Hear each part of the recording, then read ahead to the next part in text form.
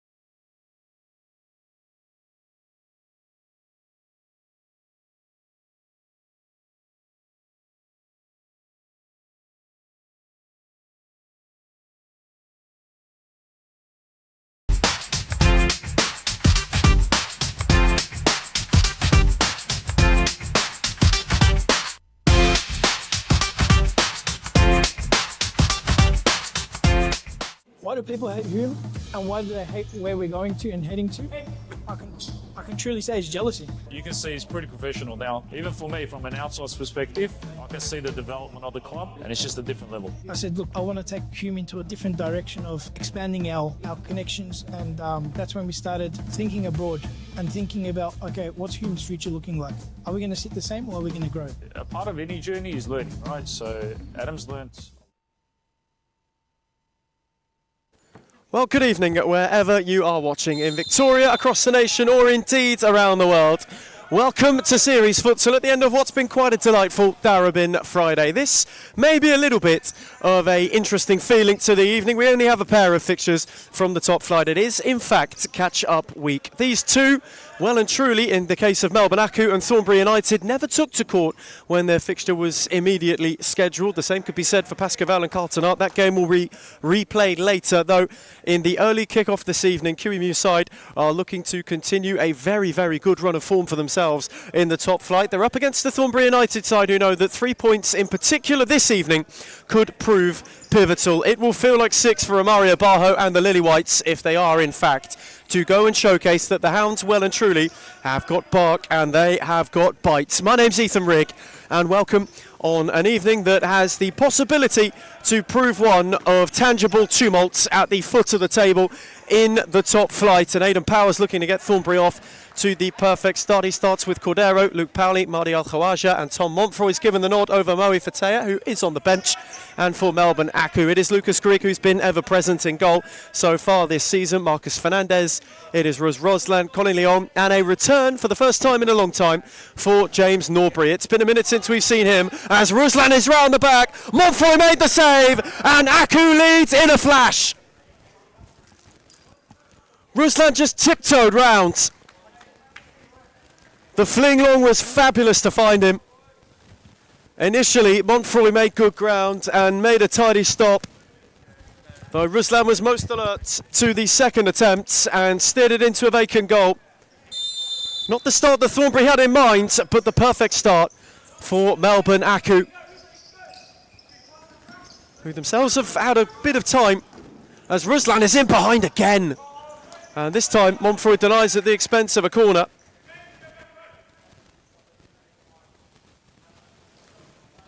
It's an Aku side who have been having a good time of it lately.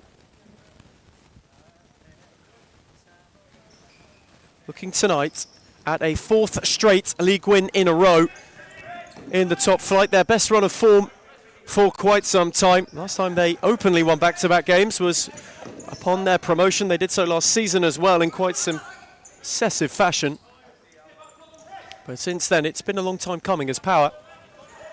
On for Powley, they in fact are the hot topic. Gorgeous ball for Power on return. And a good watch from Montfroy. Had just lacked a little bit of pace to trouble the Aku shot stopper. Ruslan again went direct for Fernandez. Cordero will have a crack. And that will fly far and wide. Worth noting for the Hounds, Romario Barjo has well and truly been busy in the transfer market. He's been unafraid to dip his toe into what has been quite an active transfer season as it is already. Talk about a side battling the drop. They've looked to weaken one of their relegation rivals, strengthen their own stocks. It has been really a mid-season move for Pascoe Vales and from Thornbury, who have looked to strengthen themselves this season. Hounds obviously picked up Mardi Al-Khawaja. That was one of their big-name signings, the latest of which, of course, is Julian Butragao. He made the move from Carlton Heart. So two relegation rivals have looked to strengthen themselves. Hard have done so too, though to maybe not as much effect. Lucas Grigg had already touched it. Leong's ball back had too much on it. And Powley will get a look.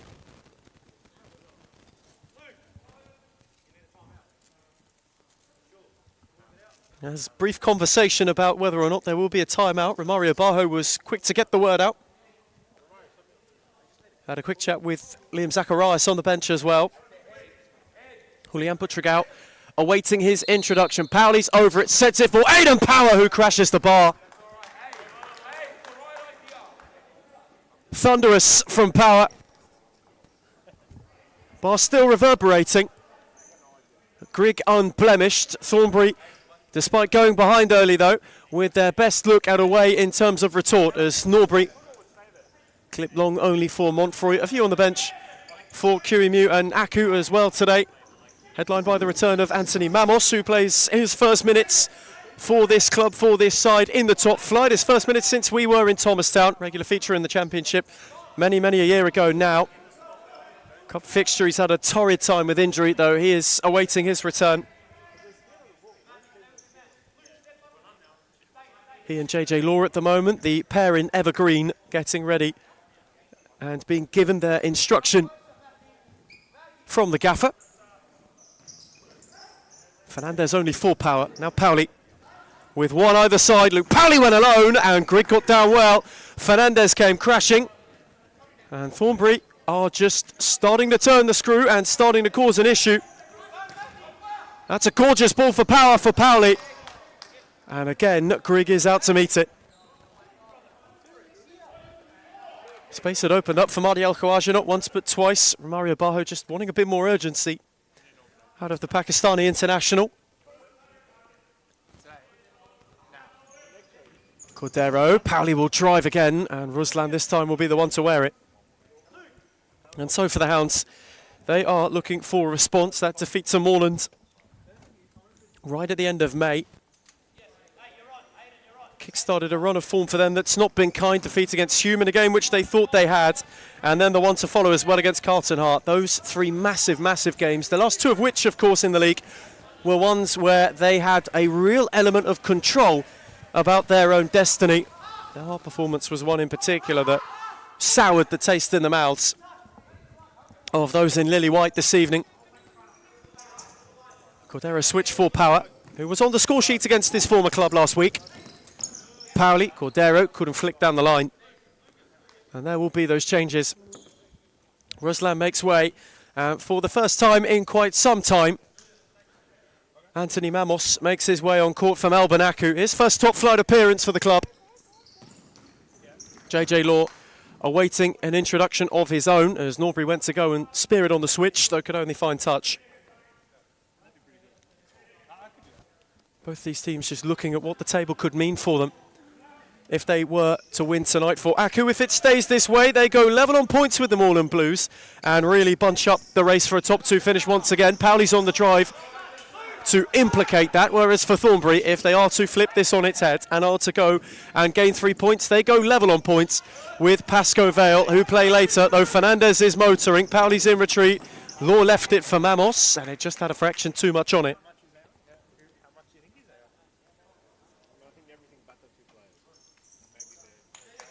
That is where they have looked so dangerous. When Thornbury have committed further forward, Aku have looked to hit on the break as Power. Drop for Julian Butragao, who got away from Mamos, poked in ahead of Leong for Zacharias, and Leong retreated well, though it will be a corner. Colin Leong had to charge across. Best move for Thornbury so far, and it needed intervention. Zacharias just held the width wonderfully. Paoli flashed across, Butragao, late runner at the back post, too late to get anything on it, though he acknowledges the intent.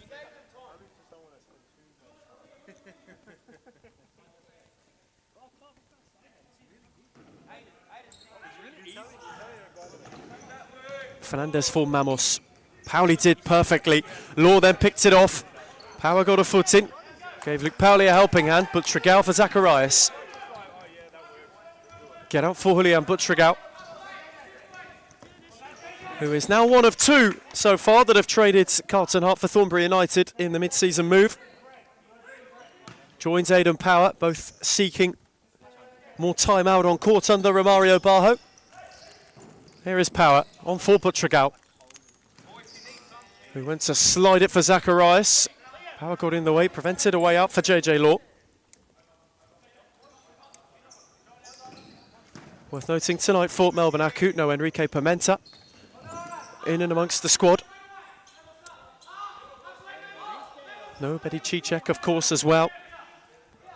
So two really big pieces to the puzzle out of the picture for Kuimu. There's Paoli. No way beyond Lord. Leong took over. Now Fernandez, who couldn't find a way through Power. Law rekindled. Mamos.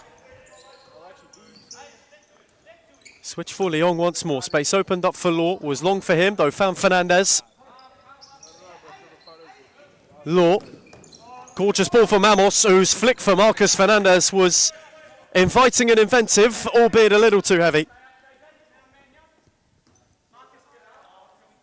Aku skipper, though, appreciates, again, the idea and again the intent. They have started this game brightly. Zacharias, Paoli, went to clip for Power, well read by Norbury. Fernandez in the end wasn't able to get it under. It's a squad that has had a bit of rotation to it this evening. Think about the way that Melbourne Aku, coming fresh off a bye as well, were just able to put Carlton Heart to the sword. Last time we saw them in league action, that was emphatic. And without Pimenta and Cicek, who both really made their mark in this setup on that night. An evening that was more akin to a Carlton implosion and a Melbourne Aku marvel. There's Paoli. Went to drive from inside his own half. Fernandez was there to wear it full force. Aidan Power. Butragao, cut out by Fernandez. set on for Norbury. Fernandez, Law. Looked to go at Power, who picked his pocket. Powley's up with him, and Thornbury had an opening. Luke Powley arriving was Butragao, and Law got a foot in the nick of time. Norbury momentarily was streaming, then gave an outball. Fernandez evaded Power. And no, his touch was too heavy. And there is brief appeal to referee on Arnia's side, Maria Patrikis, who wasn't having a bar of it for Marcus Fernandez's appeal that he was given a pullback.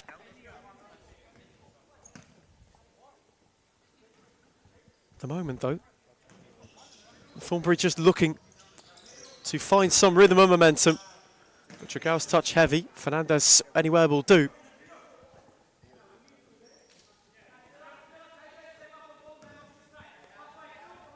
This, of course, as series futsal goes, the last of it that we will see for some time. We're at cup action on Sunday, and we will be for the remainder of July. Series Sundays setting the tone in the League's Cup rather than in the league. So these are the final two games to see where the table will sit going into what is a brief buffer off the back of a mid-season week off as well. Zacharias teasing. Norbury went to prevent the corner, though couldn't.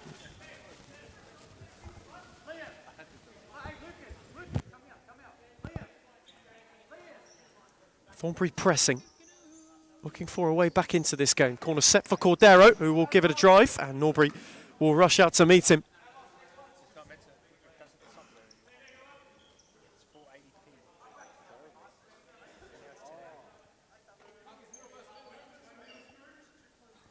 Momonaku side, who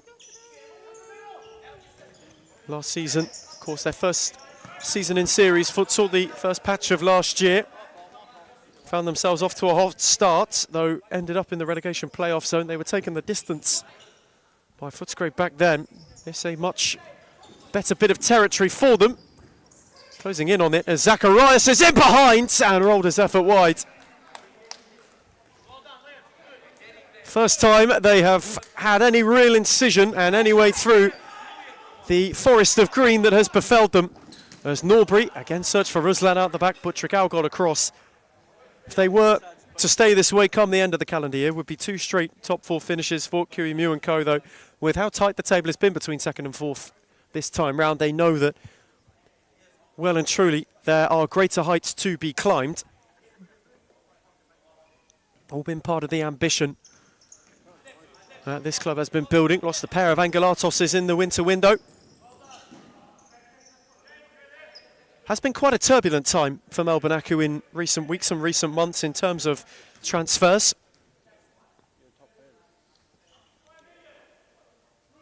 There's been an influx of 1 or 2 back. Norbury back from injury is a big plus as he fizzes it for Ruslan! And it was not over the line. Montfroy made a brilliant save and it might have flicked the post on the way. Powley steered it. Cordero continued. Norbury got a foot in. Taken over by Ruslan, who momentarily thought he had a brace. James Norbury. Zacharias is challenged. Tidy feet from Butragao, who now has runners, one either side. Butragao went to tiptoe. Fernandez through. And will clear his lines. Aku was certain, though, that was the second they sought.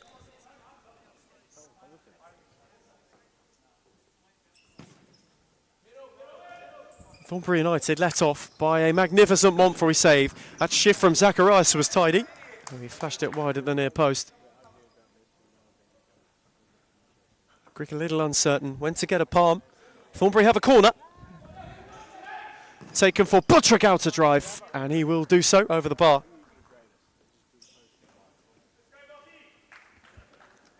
Blazed his way over. Though since going behind, they have had the better share of opportunities. He searched for that equaliser as Powley, Cordero, clipped for Zacharias, who did well to win a corner.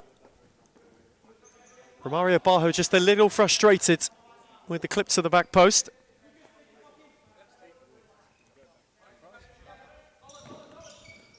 Butragao beaten away by Grieg, only as far as Powley, who will drive.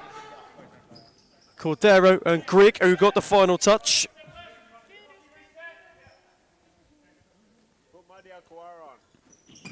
Pauli.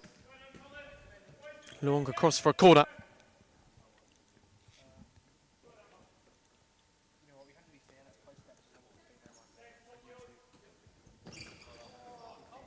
Corner was set with too much depth for anybody, which Thornbury rather squandered in the end.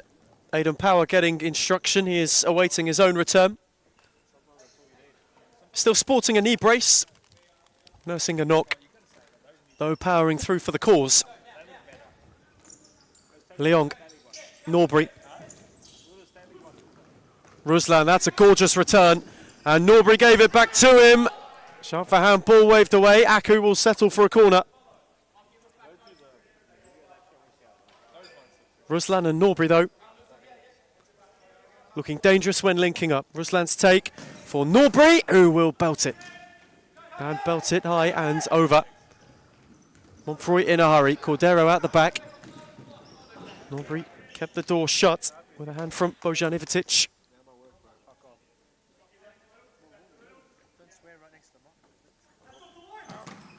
Pauli this time. The one who came across.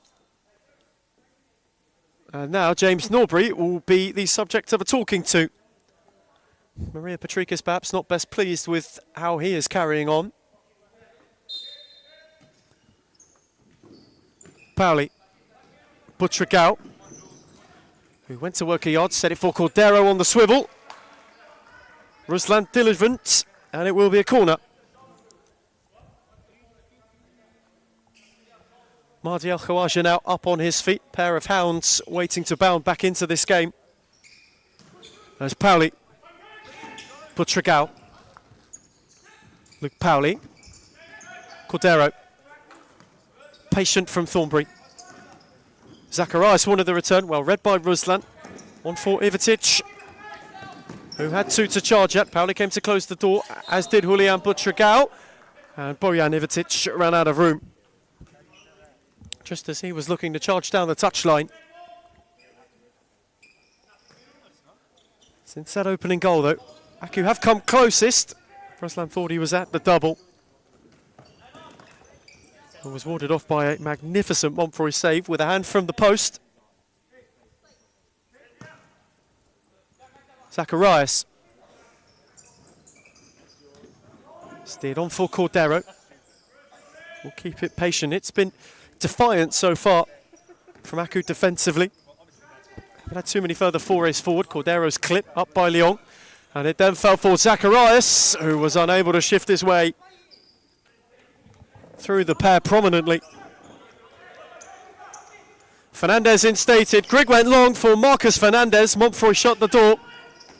Fernandez still had it. Pauli got a foot in. Now Zacharias, who is all on his own, awaiting the cavalry, one of whom was Pauli, and Norbury slid into good effect. Another Thornbury corner.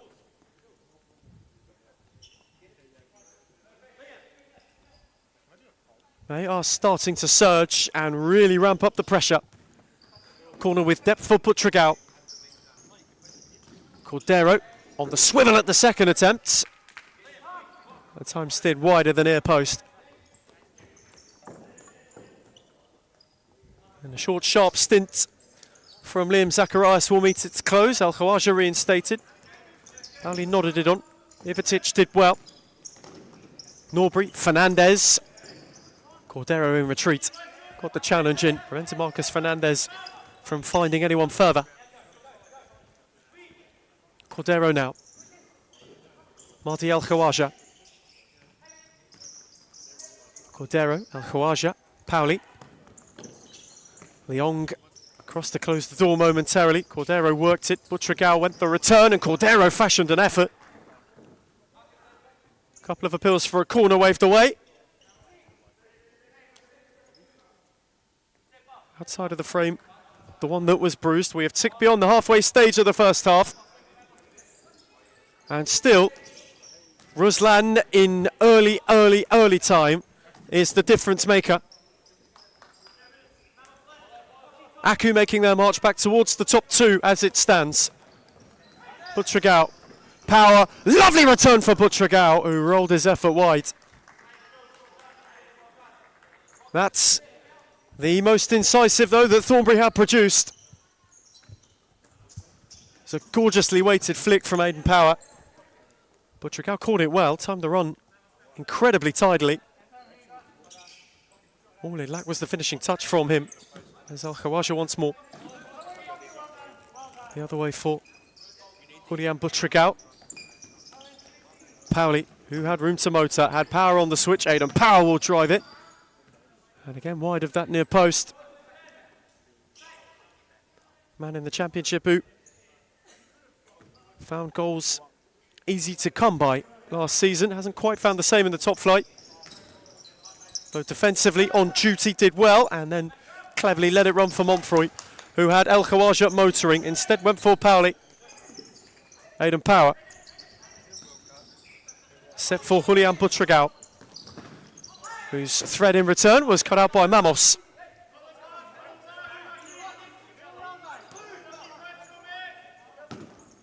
Thornbury have still not found a further way through. Pauli, Power. Leon just gave him a yards. Pauli benefited, now Butrigao. Looked to thread, though not beyond Mamos, who fancied his chances momentarily. Butrigao got a foot in on Leong, and it was a little bit late. Aku free kick. Nothing further in terms of an advantage had materialised. Moe Fatea can't quite believe it. It will be Marcus Fernandez from the free kick. It took a deflection and found a way. Aku double their leads. And the telling touch on his return from Anthony Mamos. The warmest of welcome backs. He will go on and claim it. It was hit with fizz from Fernandez. All it needed was a little flick. Aku's number 7 obliged, and they are 2 up. It was cheeky. It was oh so cheeky. And so for his first Aku top flight appearance, Anthony Mamos makes his mark. Thornbury have got a corner, now looking to half the deficit. Leong was in the way, and Fernandez is on the charge. Marcus Fernandez motoring. Went beyond Butrigao, though not beyond Pauli, and now Aiden Power, who had one up with him. Law lunged in, as did Leong. Power evaded the lot. Pauli went to place it for El Khawaja, and JJ Law proved tougher to get beyond on that occasion. Pauli with fizz. Cleared only as far as Butrigao. Aiden Power. Looked to thread for Pauli. Mamos and Leon closed the door. El Khawaja recovered. Butrigao. Now Luke Pauli. Julian Butrigao. Thornbury have had a lot of it in this first half. Line share of possession, though they have not been able to do much with it up until this point. Aku have proved mightily tricky to break down. There's Pauli. Butrigao, can they carve an opening? Mardi El Khawaja, who was sizing up Mamos. Leon got a foot in. Power took over and was encased by 2 in green.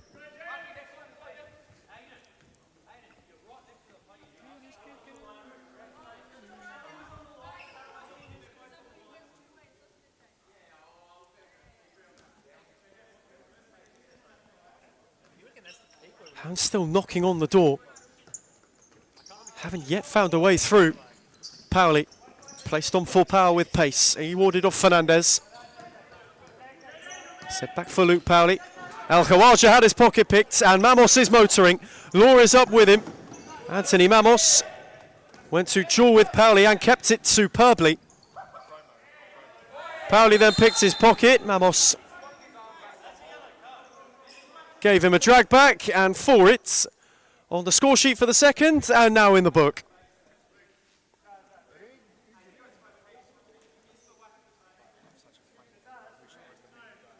Pauli had got away from him. And you dare think for top flight debuts when it comes to this place, you see one yellow, You know that the history books have not been kind to this sort of occasion. Happened for Kevin Dos Santos last week for Pascavel. Sent off on his debut. Happened for Suffolk Dwayne Klang as well. Anthony Mamos Melbonaku will almost be hoping that that real recent trend of sending offs on debut or on, in fact, return do not continue. Pauli left it behind, and Mamos has Fernandez up with him.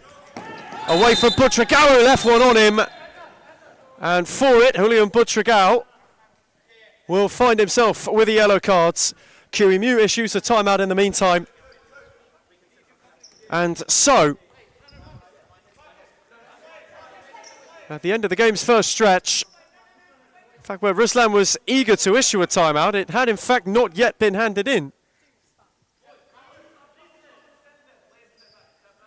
QEMU and Co instead opting to keep things as they are.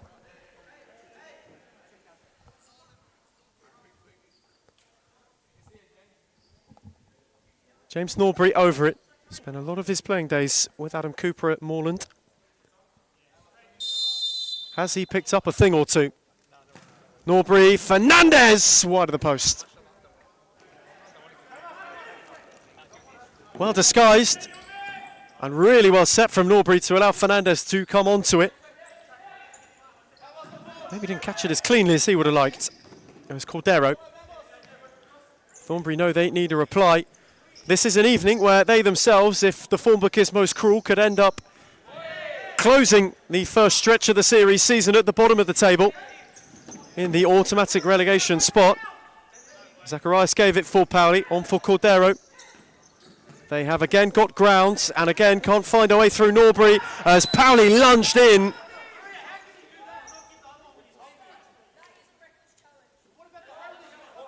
As Luke Pauli with a little bit of a late lunge, just as Norbury went to go and get beyond him, and Luke Pauli forward as well. After a little bit of deliberation, will find himself in the book.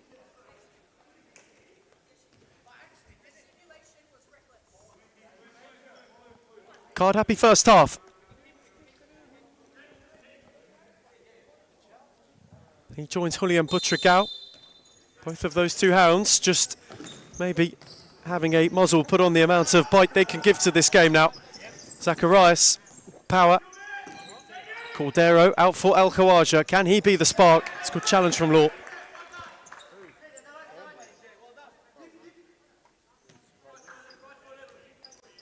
Still they search. Cordero. Power. Law got in and had one left on him. El Khawaja took over and Ruslan came through. For all the possession so far, they have lacked that real cutting edge.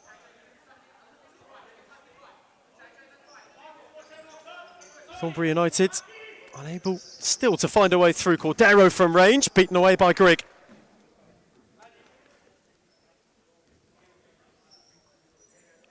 Has had a real coming-of-age season so far, Lucas Grigg, between the sticks for Aku.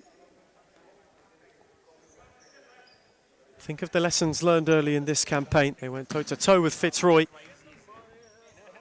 He in time had picked up and learnt lessons the hard way from that. Since then has been ever present and, well, in incredible form. Montfroy was uncertain and gave away a corner, as the spear from Grigg was just a really troubling one for his opposite number. Romario Bajo can't believe what he's watching as Norbury flashes through and flashes over.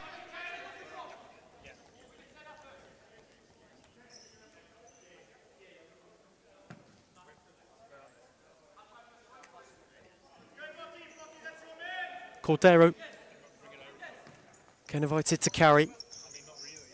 On the switch for Zacharias. Cordero, El Khawaja.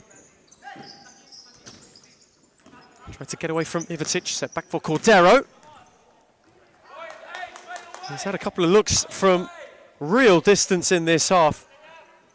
Testament to how well Aku have closed out defensively. Thornbury have been forced to make most of their efforts from distance, and for the first time this evening, the railing gets involved as well.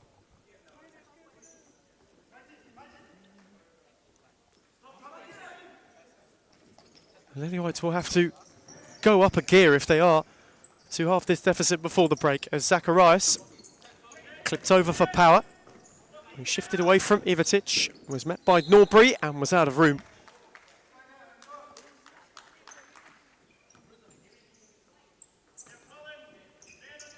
Leong. James Norbury again wanted to go direct. Again well read by Zacharias. Now Cordero. Aidan Power. Norbury alert to it. Zacharias resets. El Khawaja. Power. Zacharias. Flick beyond Norbury, though not beyond Ruslan. Search for Ivatic. Cut out by Cordero, who's forced all the way home for Montfroy. Measured from Thornbury. It's been the same throughout this half. Still have not been able to find anything beyond, though. Power to charge up Ruslan. Cordero again gave him an outball. El Khawaja. Clipped on by Leong. Ivatic with one to chase. Cordero marshalled him. And Ivatic got the final touch. Just for a second, Aku thought they might have pinched a corner. Pauli and Butragao getting ready. Zacharias, Power. Well, read by Norbury, who got away from Power. He gave him a pullback. And Aidan Power will now be the latest Lily White to find himself in the book.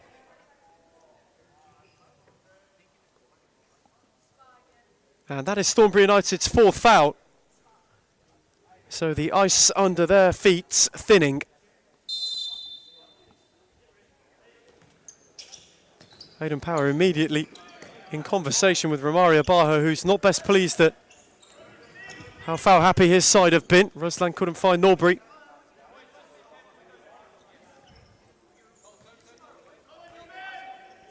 Pauli. Zacharias. Looked to thread for Butragao, while in by Ruslan. Kept alive, though Norbury was the beneficiary of that. And now Leong had Ivatic with him. Had a slip and a stumble, which opened for Julian Butragao, whose touch took him wide, though he did win a corner.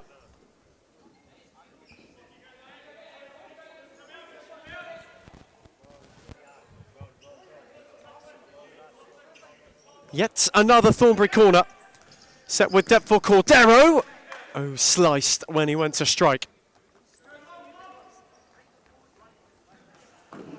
And for the second time, Grigg clips the railing. Had Leon giving him a long run. Butragao's in a hurry. Taken for Zacharias, who's had a run at Ruslan. Norbury the second to clear. Fernandez, Law, Mamos all up. Kiwimu perhaps prepping a triple change. As Luke Pauli will drive. It took a flick off Leong. It will be a Thornbury corner. Just a quick glance at the clock for Romario Bajo. This half for his side. At the moment, really not going their way.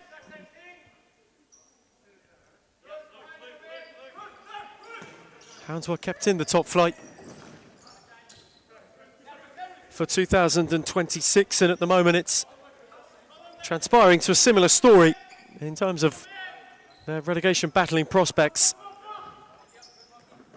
Zacharias, Pauli went the return. Ivatic was across. And Bojan Ivatic was out of room. Relentless from Zacharias, taken quickly for Cordero. Pauli, Cordero will crash it. And it got the faintest flick on the way through for a corner.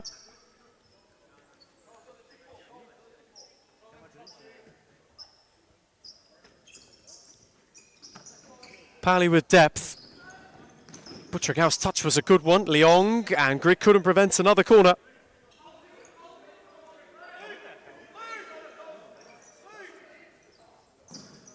This time it was Zacharias to drive. And it bruised the upright. Grigg again direct. Fernandez again went flying forward for him. Just wasn't able to make it work on that occasion. It's Cordero, Pauli. Pauli on the drive, almost awkward for Grigg. You just have to think back for Thornbury United now, as that will also be 5 fouls for them in the process as Pauli left one on Fernandez. Have to go back right to the end of March, last time they won a league fixture, that win over Carlton Hearts. It has been a long time and a really, really torrid run of form since then. That their only league victory of the campaign has not been kind to them. A couple of heavier defeats as well in that. It is a rot that still is yet to be stopped. Aku at the moment taking care of business. And Zacharias with room to go. Set it off for Butragao. On the switch was Pauli. Butragao continued. Norbury met him. And James Norbury did superbly. And then Butragao left one on him. And Thornbury, having already hit the limits, are now in excess. And that from Julian Butragao was rather reckless.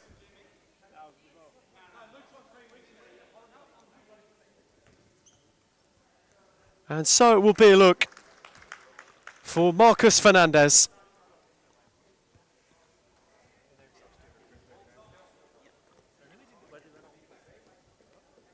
Too bullish from Butragao. Fernandez against Montfroy. Skipper searching for his first of the evening. Marcus Fernandez, good save, Montfroy, the follow-in, denied by Pauli. Law was lurking, Montfroy used all of his area to recover. Excellent intervention from Tom Montfroy, though they're not out of the woods yet. Ivitic, away from Zacharias, placed just beyond Pauli, set it back for Law, now Norbury. Law continued his run and was found by a lovely ball before running out of room. Pauli in a hurry, Zacharias. Can they find one in the time before the break? Pauli across, Norbury the only one, and now it's 2-on-1 the other way. Fernandez, Butragao with a critical intervention. Zacharias, Pauli, denied by Grigg, and Law across the clear.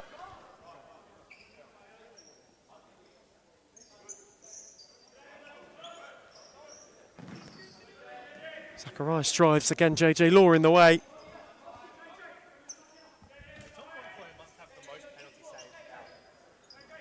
Zacharias, Butragao. There's a really good save from Montfroy. He's made a habit of it this season. As Cordero forces a corner. At the moment, could that be the one that keeps Thornbury in it?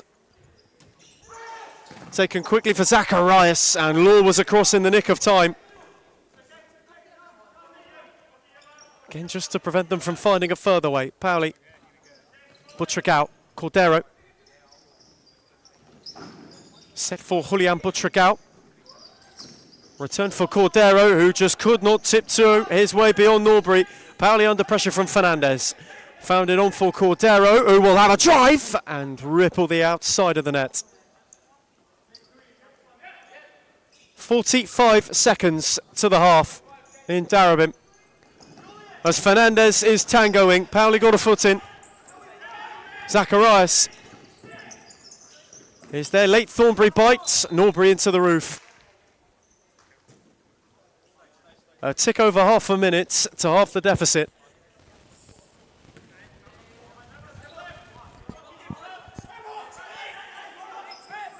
Zacharias, Cordero, out of room. Mario Barho, timeout slip in hand. He wants a timeout before the break. And will go on and get it. No, he won't. He dragged it back right at the last second. Both managers now have done that in this half as Ivitic on for Law. Is to be a late Aku third. Mamos took over. Tidy footwork away from Pauli. No, way beyond Butragao.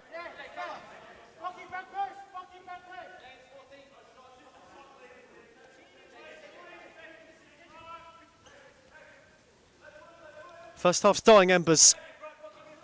Is there to be any sort of late fizzle to a green fire that has raged. Mamos got round the back. It's a good read from Butragao. Or are the Hounds in the dying seconds going to grab one of their own? Butragao on the follow-in. Flashed his effort over.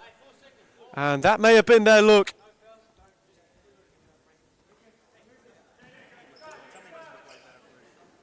Four seconds to the break.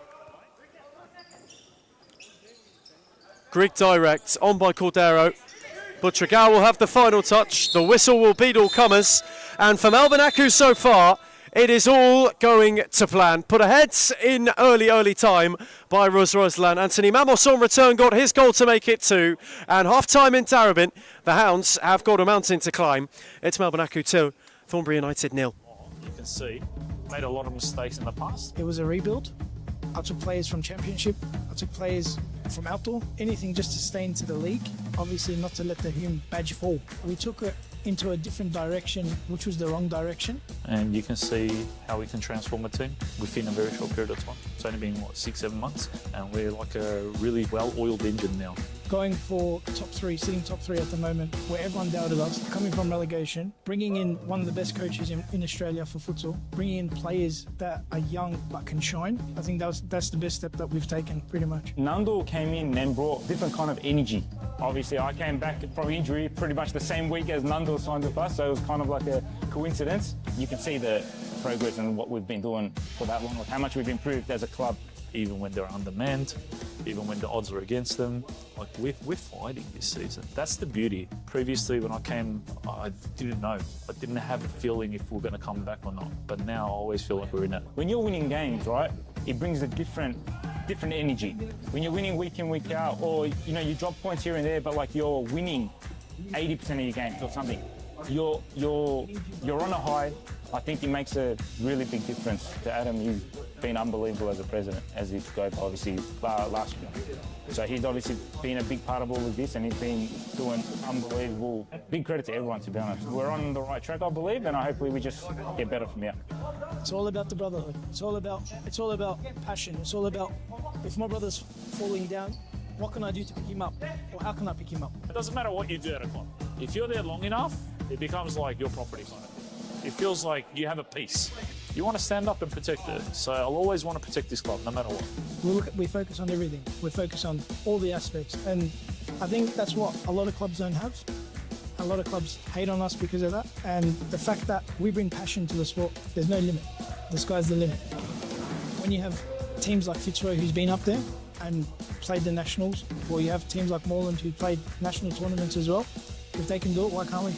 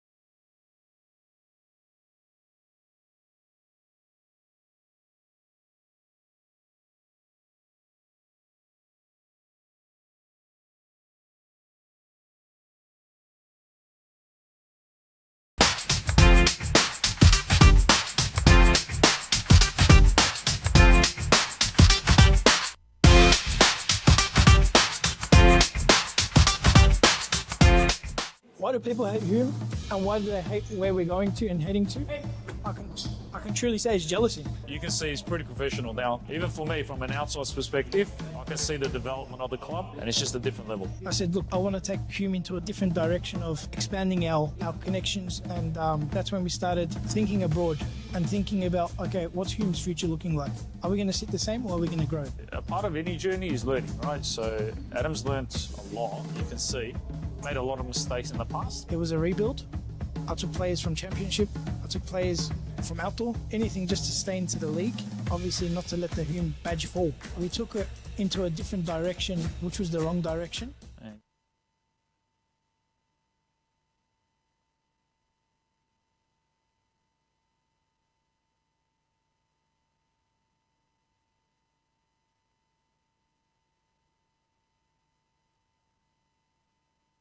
And so we return from half-time, and so far for Aku it is all going to plan. They are closing the gap to the others chasing the top two pack. They are pushing the distance between themselves and the bottom three as well in the series futsal premiership table. 2 early goals in that first half. The first from Ruslan in a matter of moments, and the second, the faintest of flicks from Anthony Mamos, ensured that at the moment Aku are off to a flyer. They know how important it is to pick up points on not only a night where Fitzroy had the bye in this fixture, on a night where in totality Morland dropped points as well when this fixture was first played. Only one that fully went to its conclusion was the Turkish derby. Hume won on that occasion 5-4. Their first victory over their mortal rivals for some time.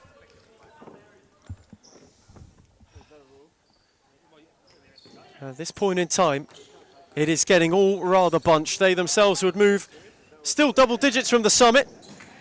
Still well and truly quite a way off of a Fitzroy team that they have run close when they've met so far this campaign in both League and Cup. They also know, though, going into that string of Cup fixtures through to the end of July, we don't yet hit the return of series until August now, by the end of the evening.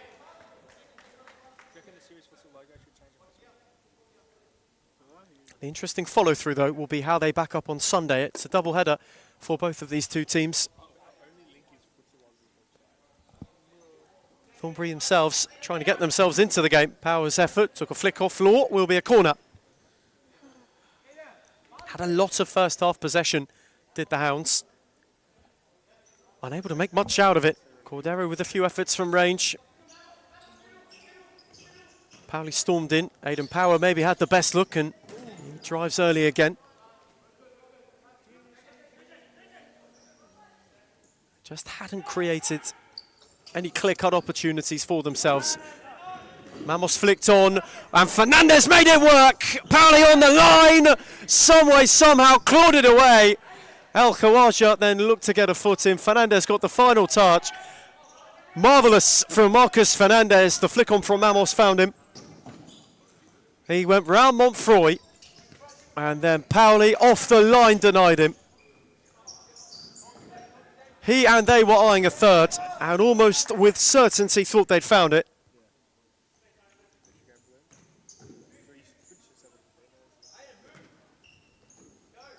And still, the search for it goes on. Butchik out. El Khawaja. Powley went to drive full power. Law in the way. And gained some ground before finding touch.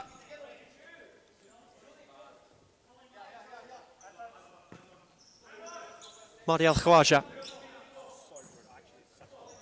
Powley, what can those two in particular find? Speared by Butchik out. Away from all comers.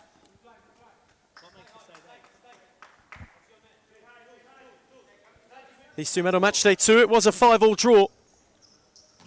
First point that Thornbury picked up in the new campaign.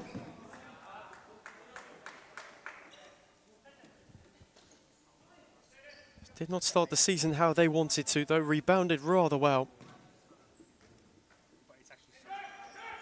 Took a late goal on that occasion from Powley to split the points. In a game where Aku were in similar territory, they thought they had it won. They thought they had it wrapped up. Thornbury came storming back late. Maybe the most recent reminder that you cannot write this side off. There's El Khawaja. Lost out to Leong, and Mamos is with him. Colin Leong on the drive. Mamos was centrally and fluffed his lines at the wrong moment. May not get a better look at a double on return. Was industrious once again from Leong. Cutback was weighted perfectly. Mamos did not connect in any way how he wanted. Leong. Law. Had to get under it. Stayed alive for Pauli. It was met by Mamos. Moved it on for power. Now El Khawaja. No thread beyond Fernandez. Power. Leong got a foot in. El Khawaja. Butragao. Pauli. Power. His touch was heavy and it invited Fernandez to pick it off. Marcus Fernandez is motoring. Butragao is across. Norbury, Ruslan, both up, ready and waiting. There's Law. Butragao, 3-on-2 for Thornbury if they play it right. Aidan Power steered to the back post teasingly though. El Khawaja could not find a run. And had Leong at the back post to contend with. Grigg again direct. Good take from Ruslan, who went wider than near post. Distribution tonight, though, from Lucas Grigg up until this point has been delightful. Really direct, really difficult drive. And now he's found all of those lobs. Butragao away from Leong. Ruslan back to lend a helping hand. Leong couldn't get it out of his feet, nor get it under.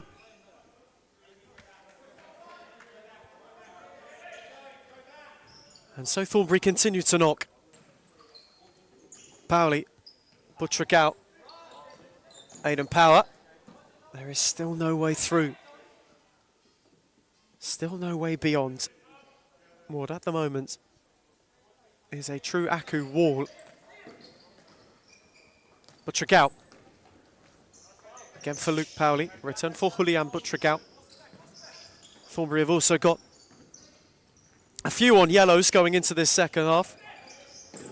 Pauli is one, Butragao is another. Aidan Power too found himself in disciplinary trouble.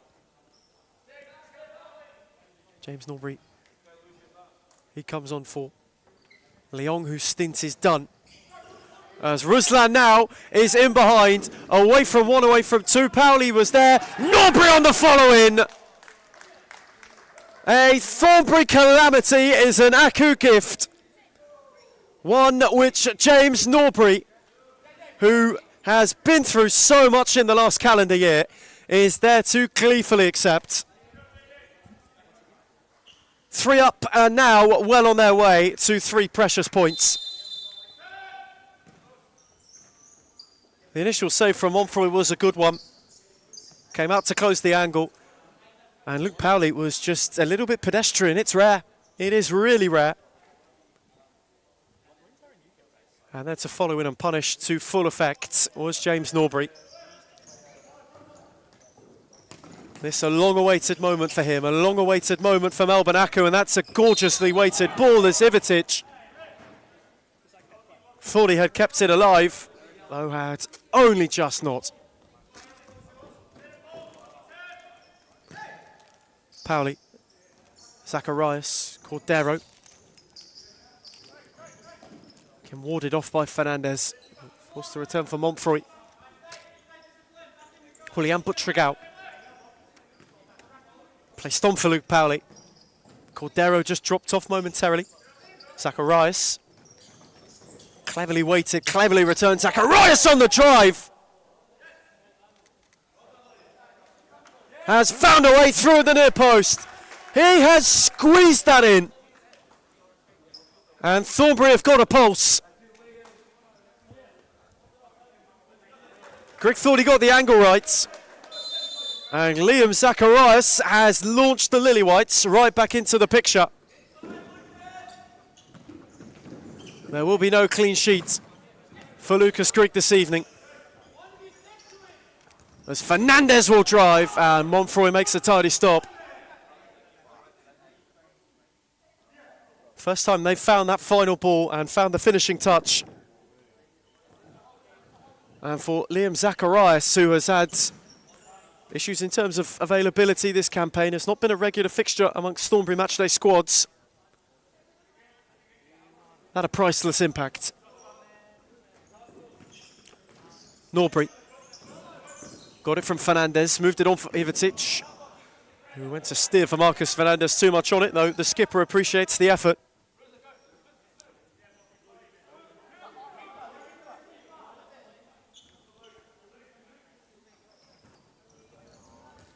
Pauli's flick on, Grigg with an easy gather.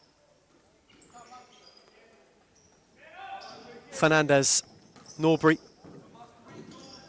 Got under it, not to his wanting, nor was Butchergow's touch to his either. Thornbury have just given themselves a vested interest.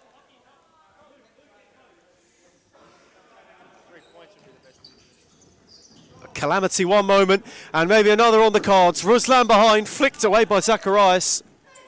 Pauli placed it back for him. Given away to Ivatic. Liam Zacharias again had to go and be in the engine room. And his footing got a final touch.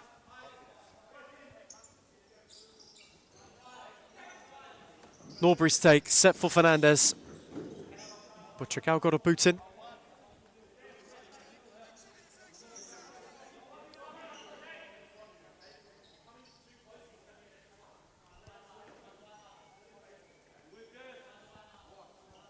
Fernandez. One waiting over it. Speared into Butchergow. Recycled by Norbury. Cut out by Cordero, who has got Butchergow up with him. The return was a fraction behind Cordero, which allowed Ivatic to get in and clear. Though Thornbury are knocking on the door once again. Butchergow, Pauli, Zacharias. A return well read by Ruslan.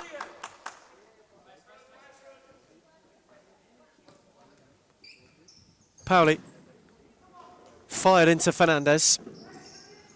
Cordero went to place for Pauli, and Ivatic can lead a 3-on-1. Fernandez with him, Butchergow bullish in return, and then had one left on him. Zacharias the other way, on for Pauli. Oh, what a save that is from Grigg. Brilliant. Brilliant denial from the Aku shot stopper. And now Romario Barjo might find himself in some trouble. He will. Maria Patricas has heard enough. Thornbury United manager in the book.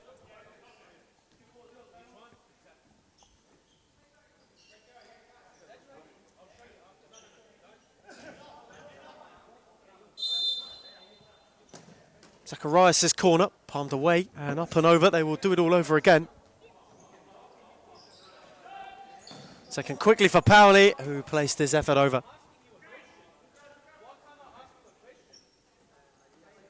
And still Romario Barjo is animated, and in fact, Romario Barjo, for his continued protest, is going to walk. He is off. And for Thornbury United, everything is going wrong. That is astonishing.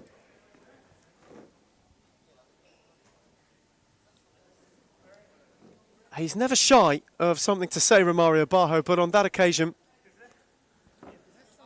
having just been booked, he continued on, and well, he was always walking the tightrope.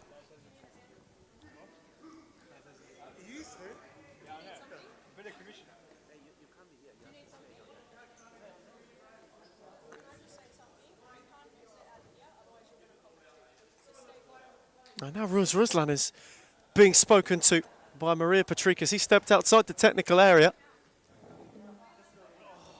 Everything is kicking off at DCSS.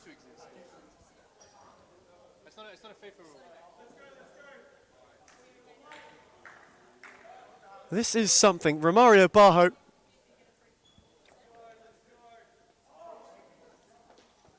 sent from the touchline, and well, Mohamed Fateh is the one taking over The managerial duties for Thornbury United, shouldered on by Mamos. Leong for Grigg, who had already touched it. That's not the first time this evening Aku have done that. A 2-goal lead's always a dangerous one. Thornbury have got away to get themselves within 1. Pauli and Zacharias hold court over who will take.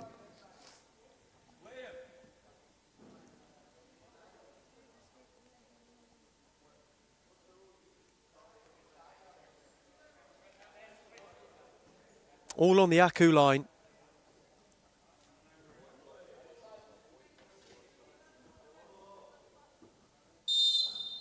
Set for Zacharias, who will thunder it into Norbury. And James Norbury has worn one right where you don't want to. Body on the line at some personal cost. He will soldier on. JJ Law was up and getting prepped with immediacy. Zacharias wins a corner. That was called sweetly as well by Liam Zacharias. Worn flush on the line by James Norbury, vitally so. Pauli from the corner, got it back from Zacharias, set it on for Cordero. And now Zacharias has a yard. Leon got a foot in, Pauli followed through and hit the bar. Again, Thornbury have crashed the woodwork. And it is Luke Pauli's turn to pierce the upright. Norbury's clip aimless. Cordero took over. Pauli lunged to keep it alive and steered to a vacant back post.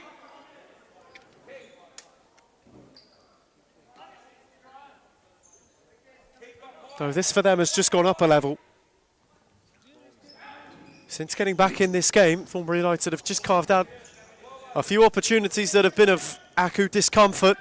As Cordero lunged in on Fernandez, who will get it back from Norbury. And Marcus Fernandez is on the charge. Leong took over. Set back for Anthony Mamos. And Fernandez! Oh, gorgeous! And the save from Montfroy was magnificent. Glorious move. Tonight, terrifically, now Butragal, Mamos flew in, Leong on the counter, Fernandez up with him, 2-on-1 momentarily, Marcus Fernandez, Zacharias got a foot in, not once, not twice, but thrice. And then Pauli picked it off. This game has become stretched. Cordero and the Norbury slide. What a save that is from Tom Montfroy. Magnificent. To keep Thornbury in it.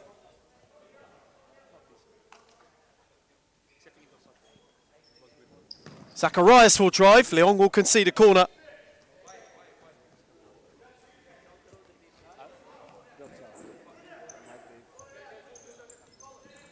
Mardi El Khawaja instated. Butragao, Cordero, Butragao on the follow-in. Steered over the bar. And steered just shy of Grigg's near post. Colin Leong's turn to make way. Ruslan getting readied. Mamos. Tried to tiptoe beyond Pauli. He twisted and turned and couldn't find a way out of trouble.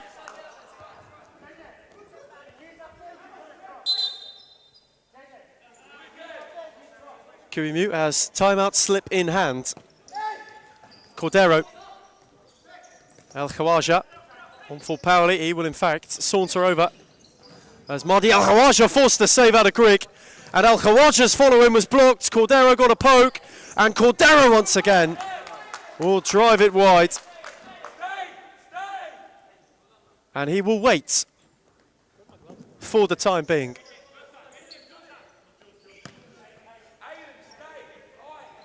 Kiwimu not wanting to be hasty in issuing that timeout.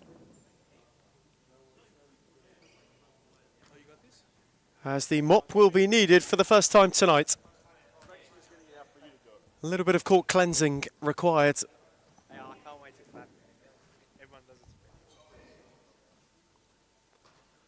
And this for Thornbury United will just take the sting out of the momentum that they were building. Quickly across his Nicholas Parthamos, who takes in some acclaim around DCSS.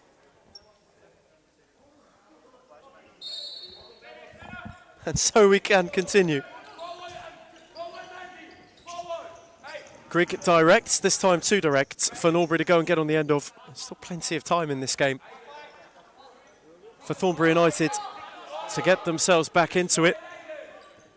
Well, the first half flowed, and the second has been very stop-start. Butragao on for El Khawaja.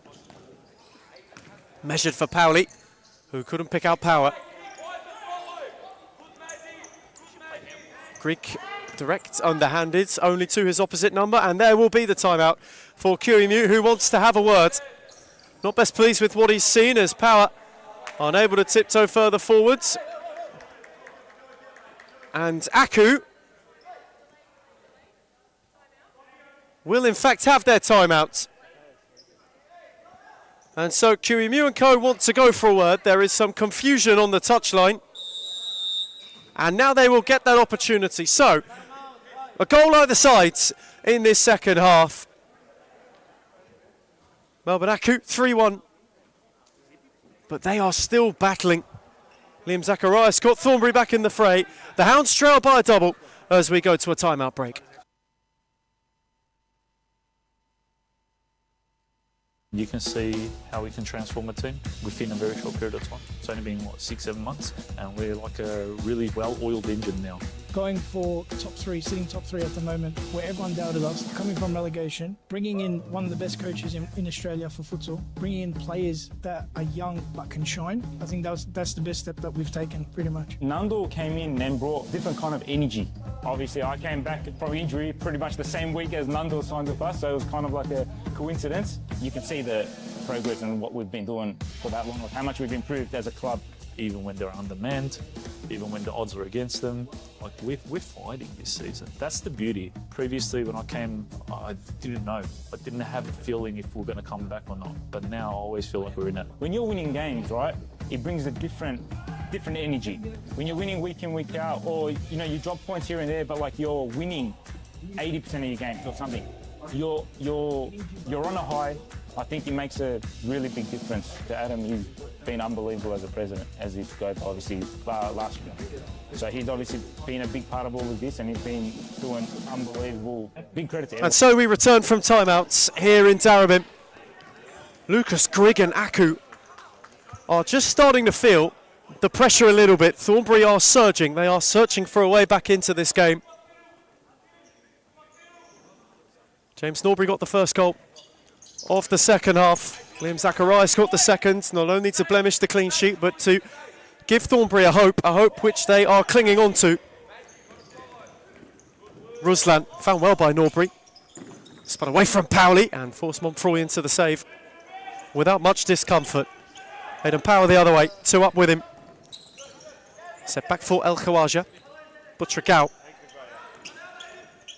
Thornbury, of course, without manager Romario Balho now. He was sent walking in the second half's early stages as Power's got a yard and Norbury's there to meet him.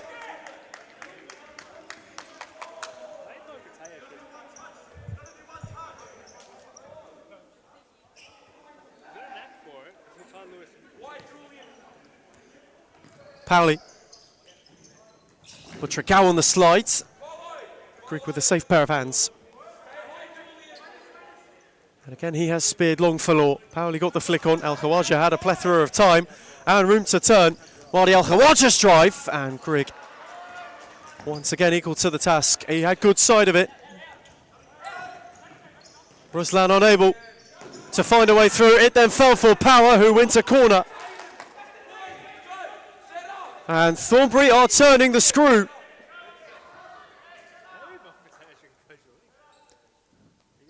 And maybe, just maybe, Moe Fatea could be on for some kind of managerial masterstroke. He has to win the game.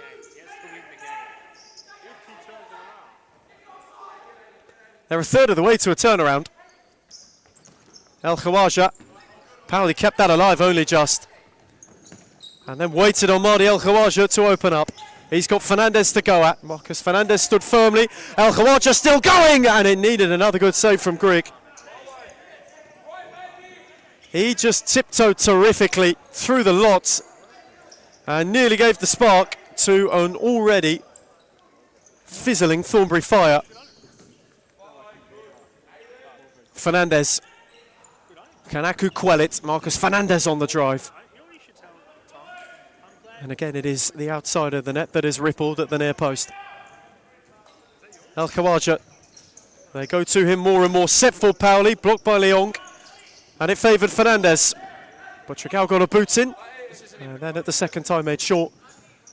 Quick stint for Mardi El Khawaja, who himself is still nursing a knock. They've got a couple. You can see his knee heavily braced. Similarly so to Aidan Power.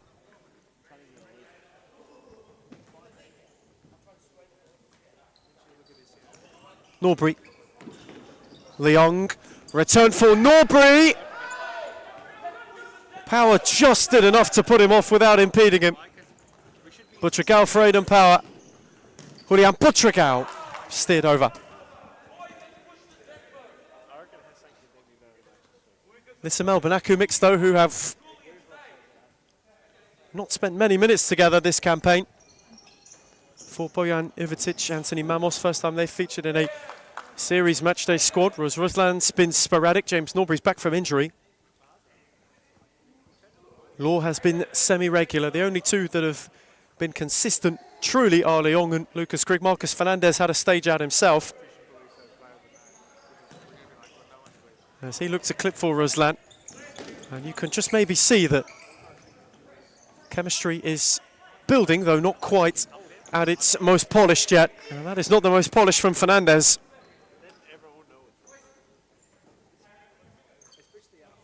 Quarter of the game to go. There's Pauli on the drive. Deflection takes it out for a corner.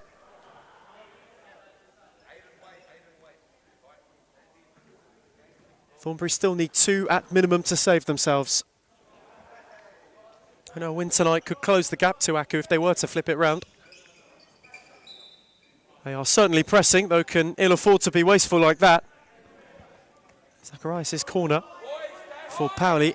The ball had hugged the line and then found its way out of play.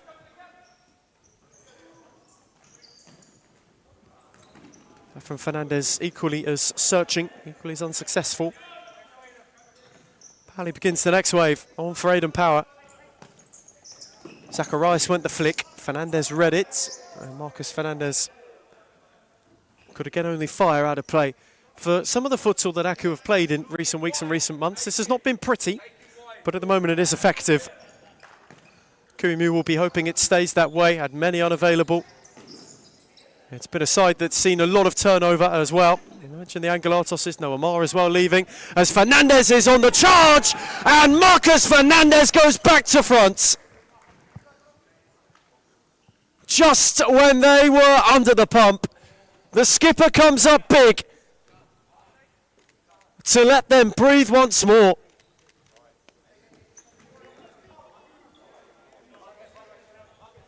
It was rapid from Marcus Fernandez, who only needed one opportunity. Montfort came charging. He's been magnificent tonight. There was nothing he could do.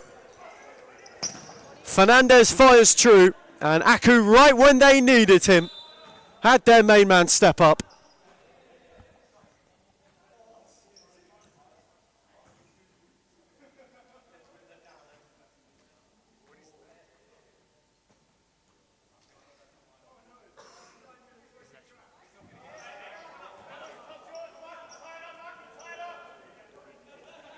Thornbury have a corner. Pauli with Fizz, away by Grigg. Covered by Zacharias. And Liam Zacharias will have a drive, and Mamos might get the best of it. Zacharias warded him off, and on the slide couldn't keep it alive. End of this will be the halfway point of the evening, which is a rarity. Carlton Hart, Pascoe Vale to follow. What a game that has, and the implications it has on it as well. Hart searching for back-to-back top-flight wins. The Lions themselves still looking to get up and going. First time that fixture was played, they were up and going, 8-1 up before injury to Aaron Yu of most severity. Though we couldn't report on the night, we could report now. Thankfully he's okay, though who is not okay at the moment is Colin Leong.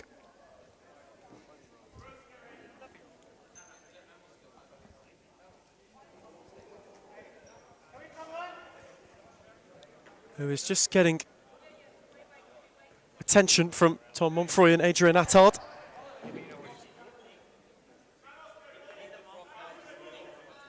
And the mop will be needed. Just more on that game next. Hart were 8-1 down. Pascovel were purring.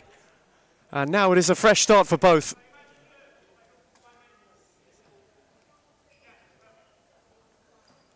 That a storyline in and of itself. No Kevin Dos Santos for the Lions this evening. He is, of course, out through suspension. Still have the trio at the time that fired true in Sakawal Jarin, Kevin Lamb, Michael Newen. A night of pivotal importance at the foot of the league. That truly the main ticket. But Trigao, good touch from Norbury. Away by Ivatic.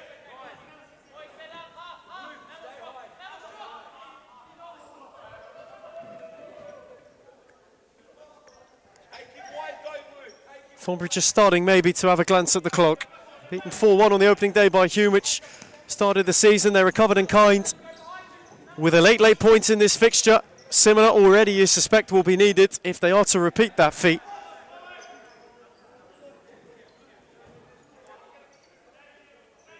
Relatively speaking, they've kept their cool in the second half. That's Buttrick out. Switch for Pauli. We have two balls on the court as Mamos is continuing. And the play will be wound back.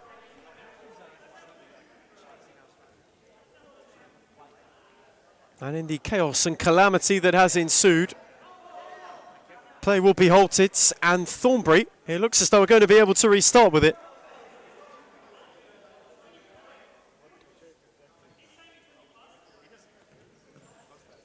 Ruslan sportingly returning it.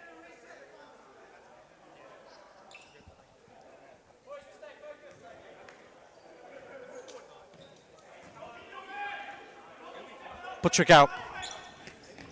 On for Pauli. Who again just looked to place it menacingly for Cordero. They've had many a moment like that so far this evening, Thornbury.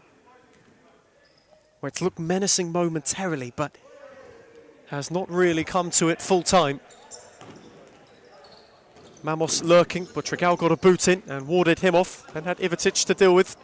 Gorgeous ball for Zacharias, and Grigg was there to deny and was then there to search for Mamos, though Cordero came through to clear to good effect.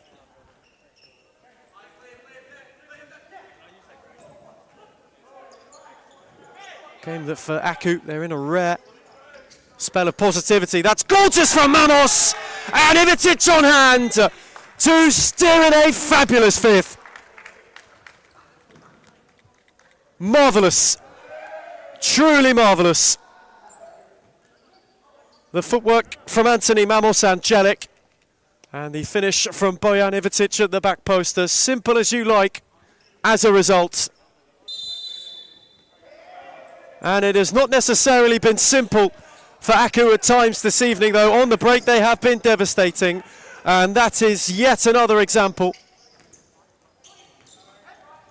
And for Thornbury United, this now an evening that has gone away from them. And Norbury is looking to inflict more pain. Mamos is up with him. And Anthony Mamos will be blocked by Buttragao. Not once, but twice. And now maybe an opportunity for the Hounds.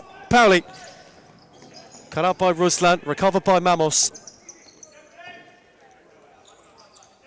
Ruslan deep in his own territory. Norbury. Ivatic.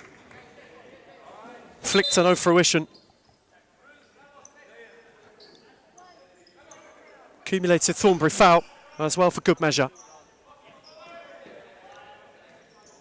El Khawaja for Zacharias, and Mahdi El Khawaja's back amongst it straight away. Pauli. Buttragao. Again for Luke Pauli. Cordero, can they find a way through? Just to keep the door slightly ajar. Cordero, El Khawaja inadvertently steered it just wide of the far post. Aidan Power getting ready for another spell. Julian Butragao looks like the one to make way. Long for Ivitic. Good claim by Montfroy. Butragao. El Khawaja. Cordero. Pauli. Julian Butragao. Cut out by Law. Pauli. Ivitic. Slightly annoyed at how heavy the touch was. The challenge a good one. Montfroy direct. Cordero's flick on. Greg got down low. Flying out for Fernandez, who found a yard. And Law was lurking and left it for a vacant back post.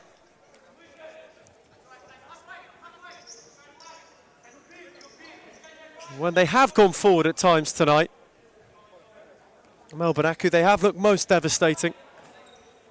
Not a rare example of where it's fallen apart. Al Khawaja. Power. No way through Leong.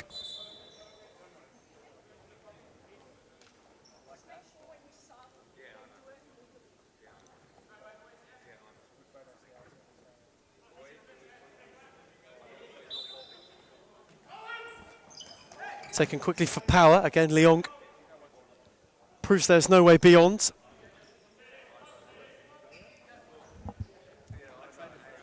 So for Aku at the moment, level on points with Moreland. 2 behind Hume. They are just very, very quietly building a top 2 bid of their own in this campaign. It started quickly, it hit a bit of a rough patch, as it tends to do for QEMU and Co. But now looking at a 4th straight league win.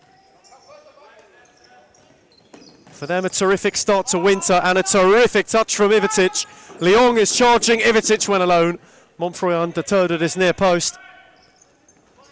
Speed for Cordero, away from Fernandez. Back for El Khawaja, who has missed. That might have been their look. Just to keep things in some sort of jeopardy. And Mahdi El Khawaja fluffed his lines at the wrong time. Oh, here is Pauli, 3-on-2 again. El Khawaja once more. Return for Pauli and beaten away by Grigg. As Moe Fateo wants timeout. The acting interim Thornbury manager was taken too quickly for them. Pauli. Set on for Power. Leon concedes the corner and it has actually been to Thornbury United's benefit. So they have got a lot of work to do. Aku have inflicted further damage as we get a timeout. It's Melbourne Aku 5, Thornbury United 1. To be honest, we're on the right track, I believe, and hopefully we just get better from here. It's all about the brotherhood. It's all about passion. It's all about, if my brother's falling down, what can I do to pick him up? Or how can I pick him up? It doesn't matter what you do at a club. If you're there long enough, it becomes like your property kind of. It feels like you have a piece. You want to stand up and protect it. So I'll always want to protect this club, no matter what. We focus on everything. We focus on all the aspects. And I think that's what a lot of clubs don't have. A lot of clubs hate on us because of that. And the fact that we bring passion to the sport, there's no limit. The sky's the limit. When you have teams like Fitzroy who's been up there and played the nationals, or you have teams like Moreland who played national tournaments as well, if they can do it, why can't we?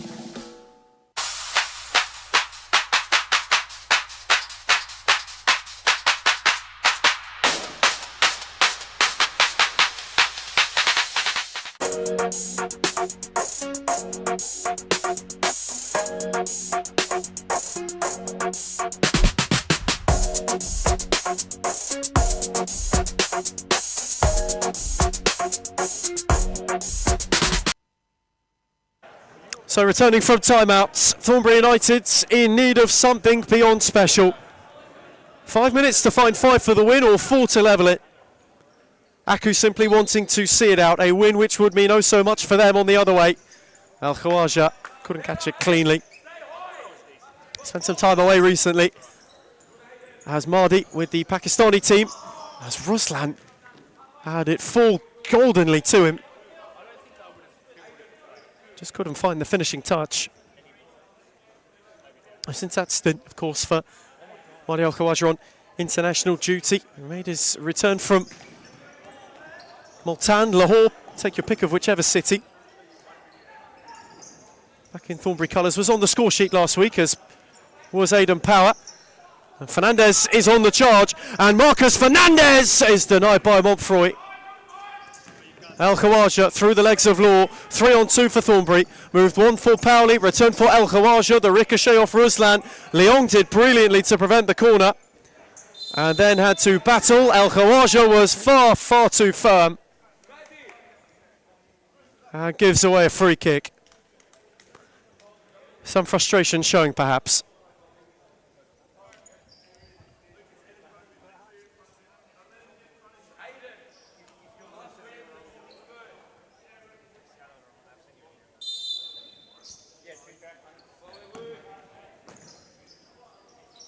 Law went to flick. Leong had made the move.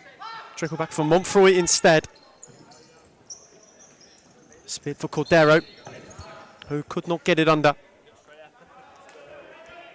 This though for Thornbury United, a really wretched run of form that has gone beyond just creeping in. It has settled in. I think they did not want it to do most. Without league victory since the end of March now. It is just starting to ring some alarm bells, you would imagine. In that camp, round 6 the last time they won. Coming into tonight, they had an opportunity maybe to make a statement. This now, a 6th league game without a win. As Leong is in behind, and Montfroy makes another magnificent denial. Though his efforts may truly be in vain.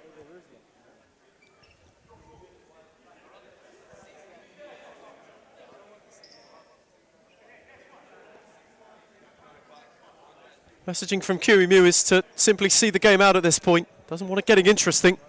Ruslan's drive, inches wide of the post.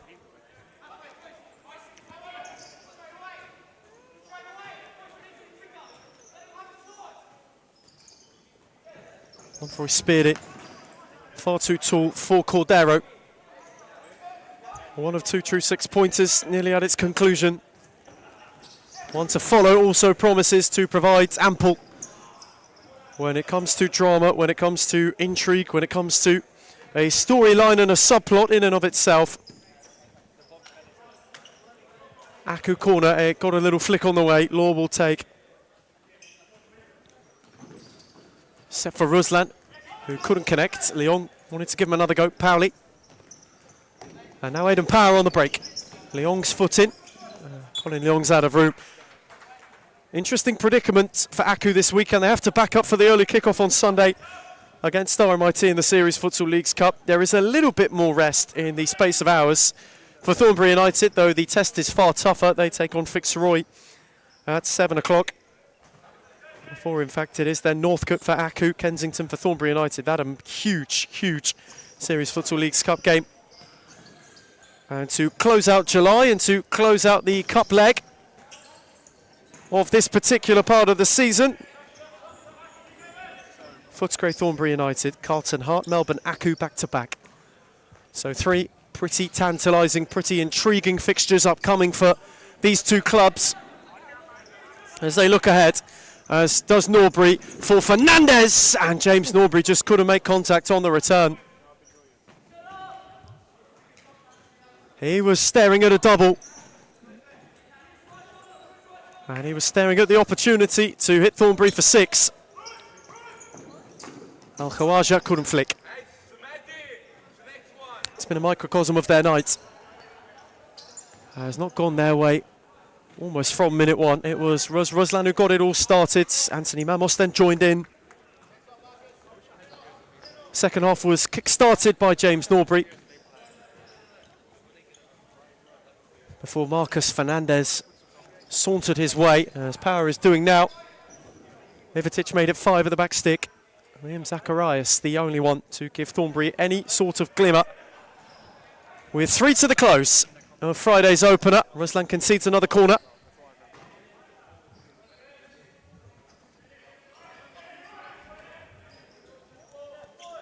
Power's take, Powley, Buttrick out. He will drive, and Grigg had to get across. Hounds wanting to finish strong.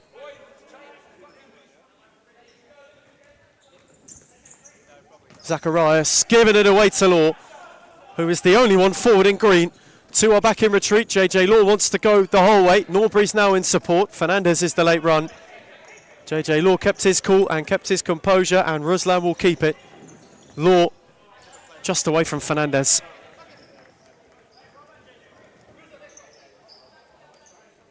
Ivitic reinstated. Mamos soon to come.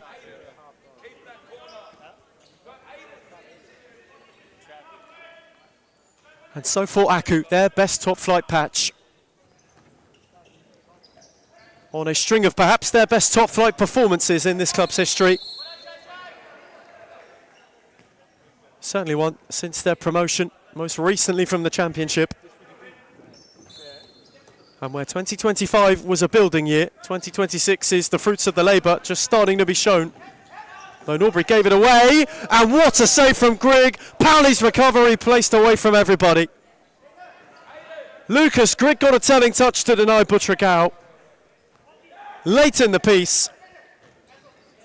And still, the Lily Whites cannot grab consolation. Mamos made his move, Grigg went direct. Butragao, power. Julian Butragao, not the debut he had in mind. Zacharias wins a late corner. 2 on the dot. Powley. Aidan Power will drive. And will flash it wide. And Thornbury United, they must wonder where to from here. What comes next? When they return to league action at the start of August. We begin that really, really tricky times of the year. You start to think about the run-in. You start to think about the fact that the months and the weeks are getting away from you. And maybe the opportunity at survival is as such as well. They could end the evening bottom of the table. At the moment, they have not done their bit to ensure that does not happen. At league return, they have to wait as well. They don't see it again until the 9th of August. And it's a test and a half against the Moreland Blues. Following up with Hume as well before this Aku side once again. So a really tricky trio once they return to try and gather some form at a critical point in the season. There's Powley. Again, no way beyond Law. Ivitic kept it alive. Got away from Cordero. Law had to clear. And for Melbourne Aku, that early August return to league futsal is one which they will be hoping is similar, though different in its ending, to the last few times they have played Fitzroy. They have run the reigning champions close, but not quite close enough. It is then Pascoe Vale and Carlton Hard as well for them. So a difficult returning fixture, but 2 opportunities then to make up any lost ground that could potentially come from a meeting with Fitzroy if they are to lose that game with immediacy. Battling is Norbury. Cordero slid, Zacharias took over, Powley placed on for Julian Butragao, who will win a late corner in the final minutes. Friday's opener, longer foregone conclusion.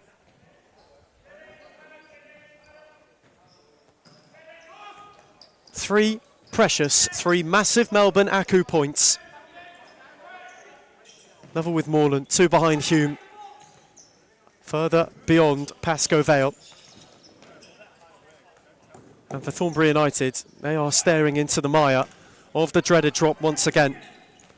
Zacharias charging, it took 2 ricochets. Ivitic battled with Butragao. And he got the final foot.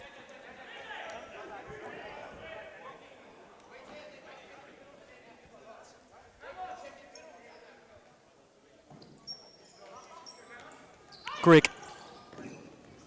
Flung for Mamos into the railing. Ivitic as well had advanced. Powley in a hurry. Thornbury wants to take one with them. Zacharias Butragao will get one on his debut, and Thornbury will take one for the road.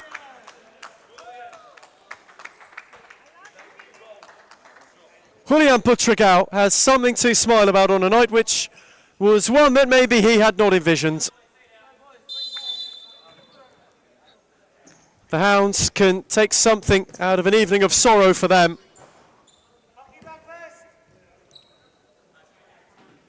Melbourne Aku want to have the final say. Will be left for Law to take.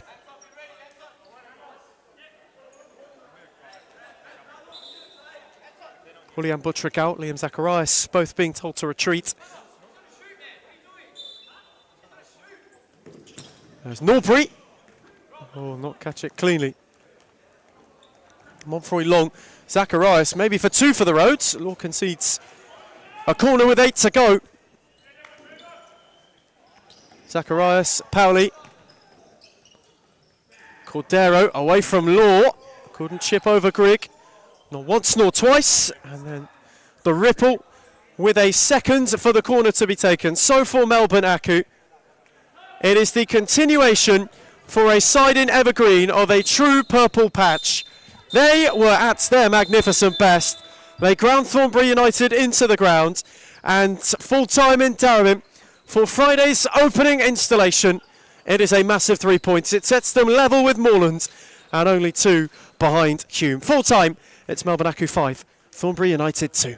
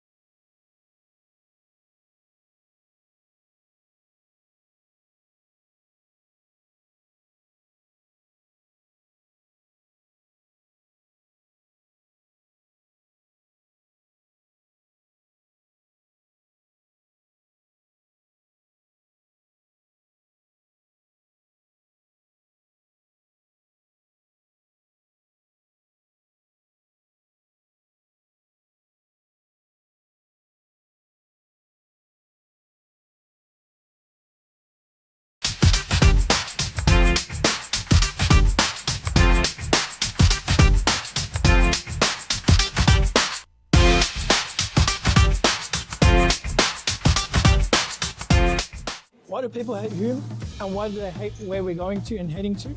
I can truly say it's jealousy. You can see he's pretty professional now. Even for me, from an outsider's perspective, I can see the development of the club, and it's just a different level. I said, look, I want to take Hume into a different direction of expanding our connections, and that's when we started thinking abroad and thinking about, okay, what's Hume's future looking like? Are we going to sit the same, or are we going to grow?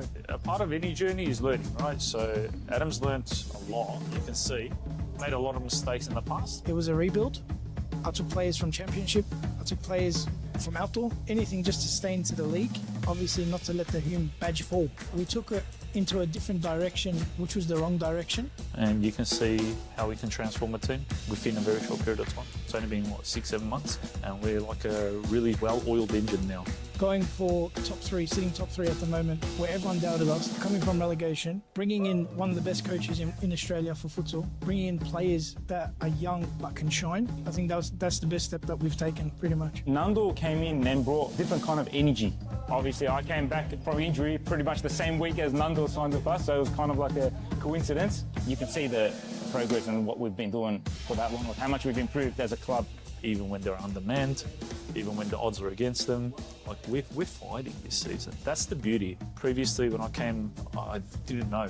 I didn't have a feeling if we're going to come back or not. But now I always feel like we're in it. When you're winning games, right, it brings a different energy.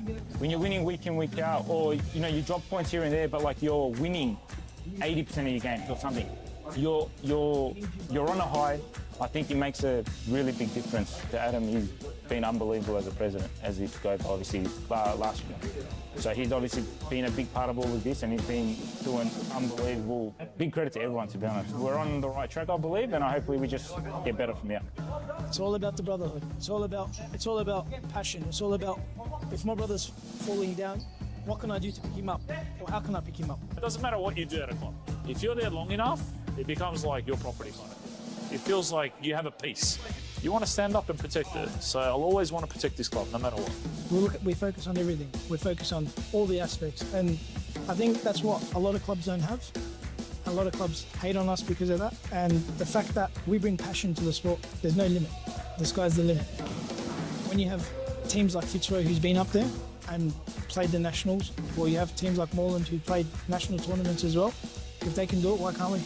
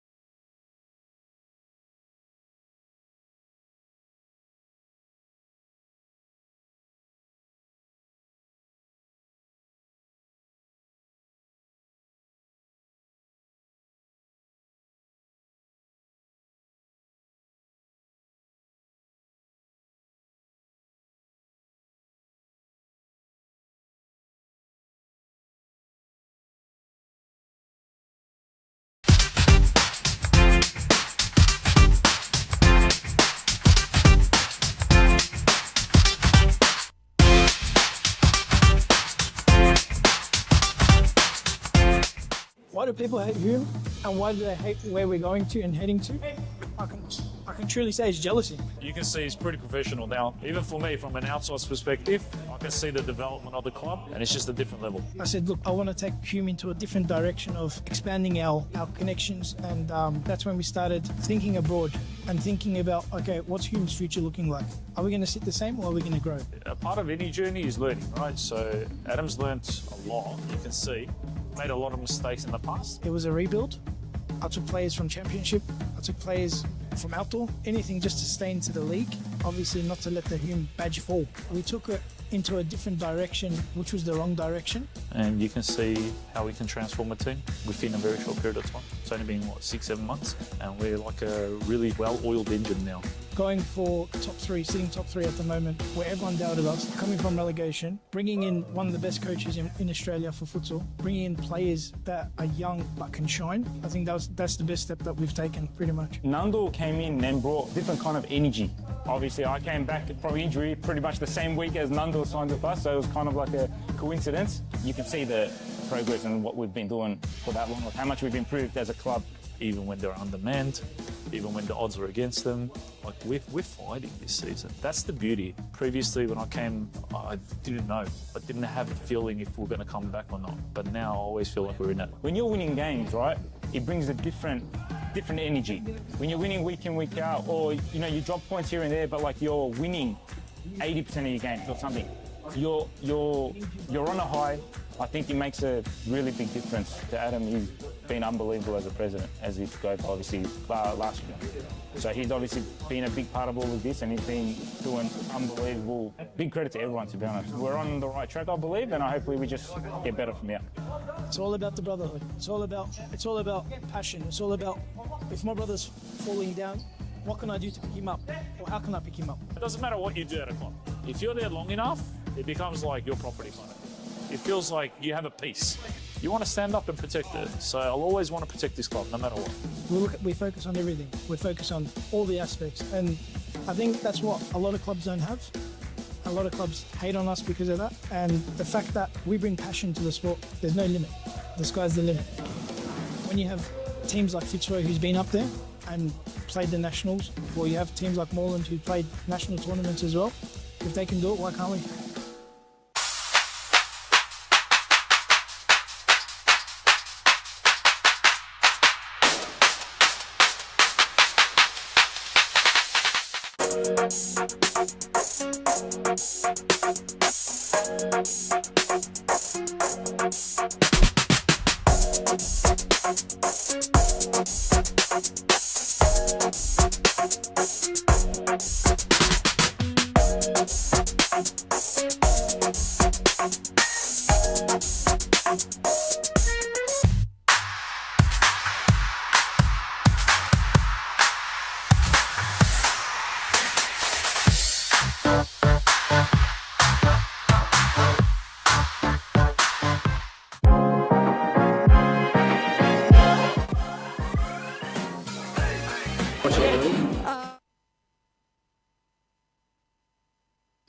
And so, the final installation for the evening is one of pivotal importance towards the foot of the Series Futsal Premiership. These two last time were well and truly locked in battle. Pascoe Vale were far and away ahead in this game before it was halted, before it was eventually scrapped, and now we have the replay this evening, and they must go again. Both of these teams know their top flight fate may very, very well depend on how this evening goes. For Pascoe Vale and for Carlton Heart, they are not in the territory they wanted to be. For the Lions, they are in unfamiliar territory in and of itself. No Kevin Dos Santos, he's out via suspension despite debut last week. Maurizio Novak and co have been busy-ish in the transfer market again. They have made yet another goalkeeper signing. Two young keepers now between the sticks. Dan Baker is the starter. Moesh Shafei made the move, and he is now on the bench against his former side. The starting four for them: Michael Newen, Kevin Lamb, Sako Al-Jarin, and Felipe Evangelista. For Rudy Wickett and co, it is a slightly short-staffed looking Carlton Heart this evening. It'd be Abies between the sticks, Shaban Rajab from the start, as Evangelista's got a couple of early looks, and Watson had to poke it back for Aby. He, of course, has been in some decent nick recently, has Jaden Watson. Showcased quite a good touch in front of goal. Hearts have needed that in recent times, as goals have become harder and harder to come by for them. They know this is essentially something of a second chance this evening. Though they are without Lucas Hogan, they are without Seb Wickett, they are without two really big names, two really big bits of firepower for this side going forward. Newen is in retreat. It's Flores was just in a rush to keep it alive. He linked up with Barreto. Those two round out the Hearts starting five. Quite a few options on the bench. Matt Cruz is one of them, which will come from Josh Bowie, who's looked tidy in recent weeks. He too will make his appearance as a substitute as Sakawal Jarin, Newen on the lunge, kept it alive. Lamb was lurking while Jarin, Kevin Lamb, sized up, Angel Barreto. Sakawal Jarin set for Dan Baker. And that Pascovel bench is one of Jonathan Sapina, Kademi, Kuradate. No Andre Caro this evening.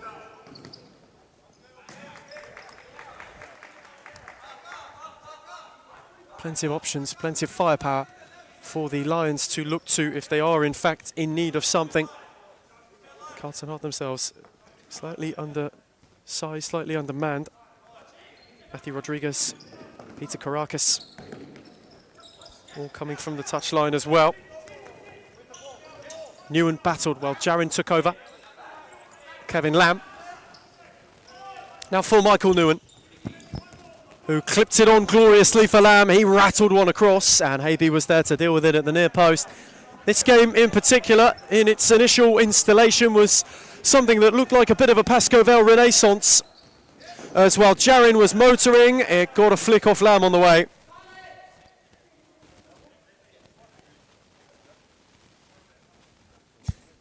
In fact, it may not have got a touch off Kevin Lamb. Hearts already having to batten down the hatches. Pascovel wanting a quick start.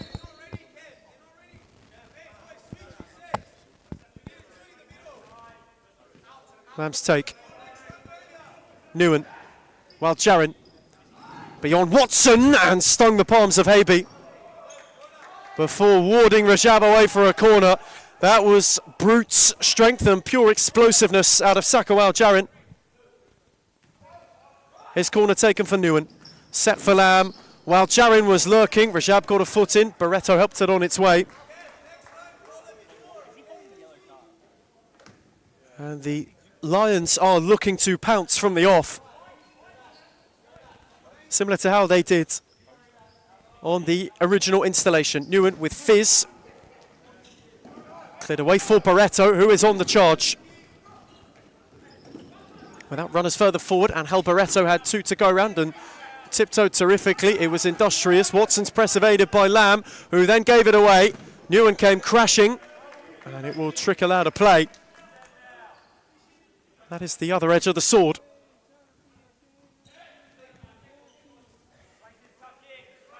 Michael Newen. While Jarin. Evangelista set back. Rajab can charge. Newen for Baker, who breezed it up for Lamb. He was met by Flores, and Kevin Lamb was out of room. Pascovel's side who have not found goals easy to come by so far this campaign. It has been really their Achilles heel in front of goal. They will be hoping to find the fury and the fortune that they know this lineup can be capable of. How much it would help them tonight. Hart can go level on points if they are to defeat the Lions. It would be back-to-back league wins in the top flight for Carlton Hart. Since the first time we moved to Darabin in the... You have to go back to Thomastown for the last time it happened at series futsal level. Rajab with whip. Too much depth. Barreto will see it out of play. Imagine he will be used sparingly in quick stints tonight, Shaban Rajab. Michael Newen with patience, just tiptoeing forward. Evangelista. Went with Loft, nobody gave him a run. Easy pickings for Ibi Habe. Bowie. Flores. Again for Josh Bowie. Newen got a touch. Lamb had time and was able to recover. Hart are happy to drop off. Kevin Lamb is happy to take it to them. Michael Newen. Return for Lamb, who wins a corner.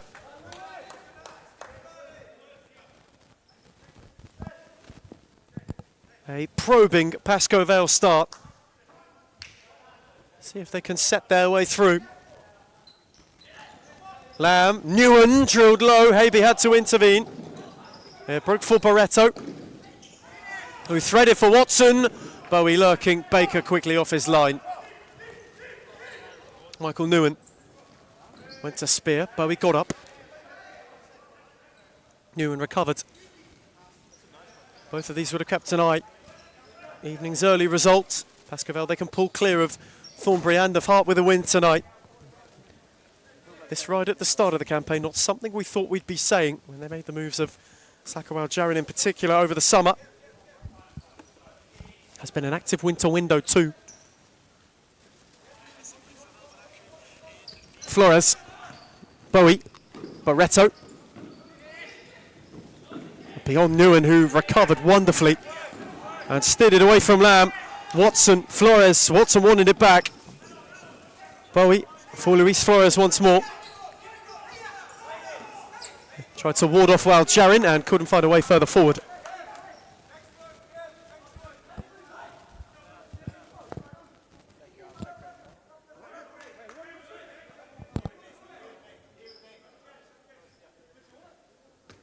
Hart have just settled. It was a quick Pascoval start. We're looking to heap the pressure on. Put them under pressure. You saw the way that they were able to score in a trice. First time really that they had fired on all cylinders, and an evening which felt like it had the makings of a new dawn. If it is to transpire differently tonight, may well be a false dawn for Pascoval. How sick they must be of that saying. Michael Newen, Kademi. Newen, breezed away from Barreto. Michael Newen drives, and Habe denies at the near post. But we are starting to see more movement out of the skipper, who wins his side a corner.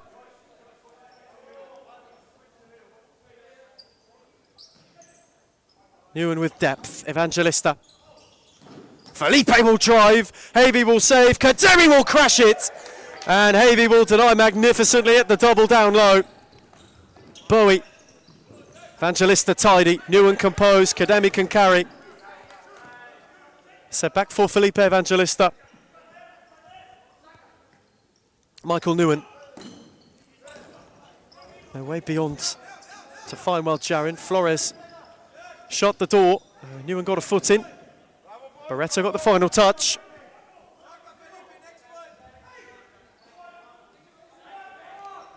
Kademi, while Jarin. Evangelista is sizing up Watson. Turn for Sakawal Jarin. Set off for Kademi. Newen. Gorgeous return. Kademi, while Jarin will drive and bruise the base of the goal. Though on its outside area. Gorgeous move. Slick, razor sharp, cutting claws bad, and all it needed was the finishing touch.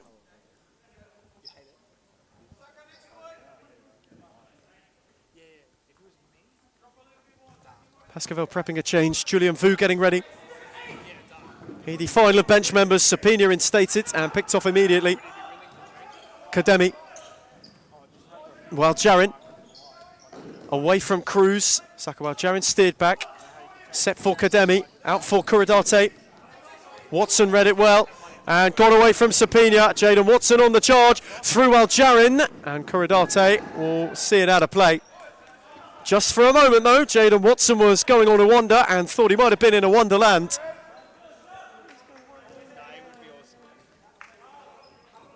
First real sign Carlton Arts have shown of some menace as Vu. Kademi. Split Sapina and Vu, both of whom had just moved at different occasions. The Spaniards appreciated the intent. It's been a mixed move to life at Pascoval for El Mago since that mid-season arrival from Thornbury. This original display, one of the first few games he played for Pascoval.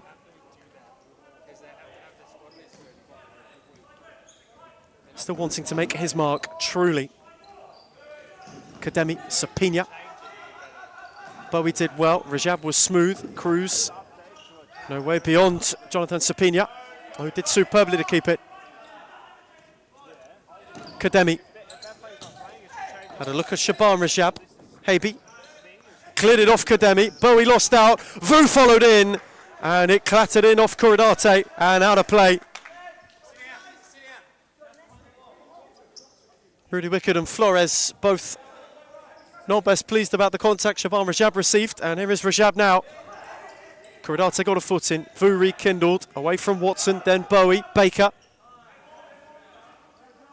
That was well kept by Julian Vu. Who can tiptoe? Kasumu Kuradate. Warded away by Watson. Who has looked most likely on the drive is Jaden Watson! And it forced a fine save out of Baker.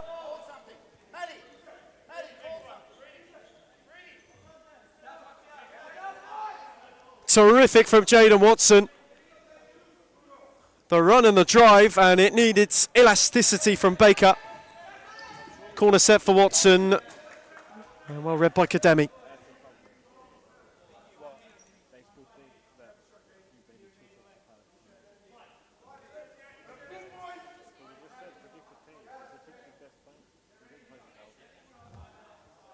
Heart are just starting to build any sort of momentum.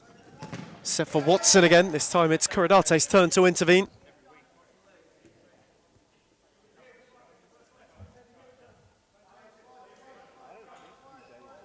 Set for Watson again. And Kademi's ricochet took it away for a corner. Carlton Hart in a good patch.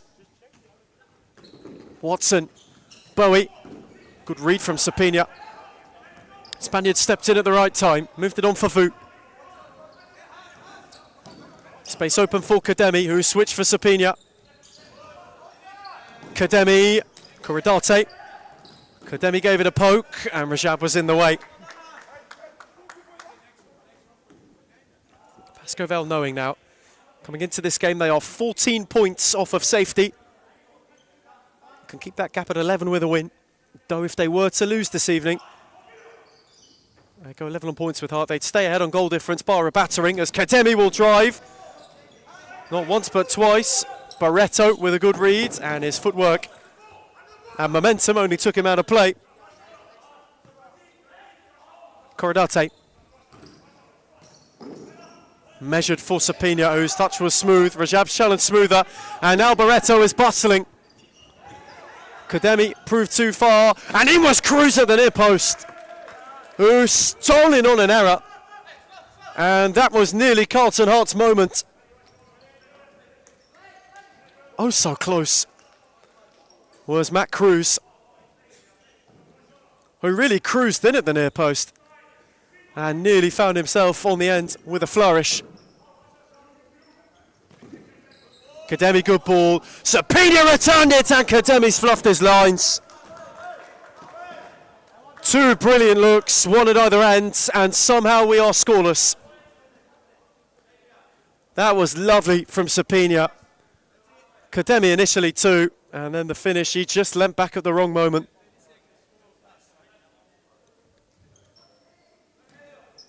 Well, Carlton Hart had their best glimmer in this game. Pascoe returns serve, that too long. Baker with a gather. Drop for Michael Nguyen. That's Sapina. Still awaiting movement and motion. Kuradate. Sapina, set for Michael Nguyen, who scores. Glorious. Piercing Pascoe Futsal, and they have the lead. Intricate. Cool from Kuradate. Smooth from Sapina, and Nguyen with brute force. Blasted beyond Haby and blasted Pascoe ahead. On a night where they know they must win. The Lions had to ward off a chance or two. They've had a couple of their own. They finally take one. And for Michael Nguyen, who has had a topsy-turvy time in the last 7 or 8 months, he stamps himself on this game, and Rudy Wickett wants time out. Sapina, Kademi. Could they inflict further pain on the switch for Kevin Lamb, who looked to slide for Sapina. Flores, away from Kademi. No way through Nguyen, who got a touch, and they will get time out with immediacy when they next have it. A little bit of Carlton protest, and Flores was not best pleased. He thought Michael Newen got the final flick. Kademi. Lamb was lurking. Rajab read it best though. Shaban Rajab's drive. Kademi intervened. And still bulldozing is Rajab. Baker denied him. Rajab take two. And a foul retrospectively as Barreto was in too firmly. Much to Carlton Heart bewilderment.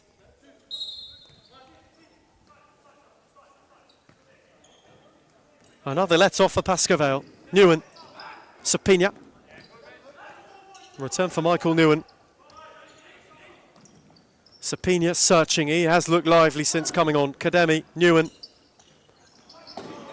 Flores the only one waiting. Rajab. Barreto. It's better from Hart. Shaban Rajab. Flores. More measured from a Carlton perspective. Cruz, Rajab, off the railing. Evangelista instated. Kademi's run will come to an end.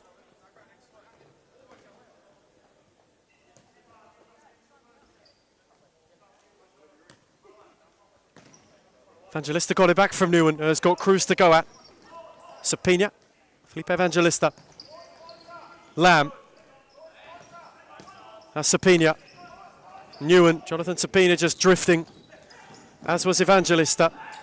Kevin Lamb. Told to keep calm, and clipped it gloriously for Newen, who lobbed it over. Oh, that would have been lovely.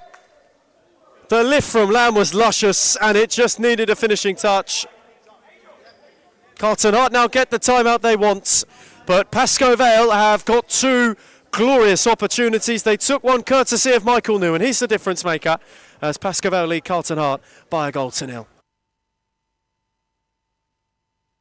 I would say Layla Bultif. I think Manda Araha from Fitzroy.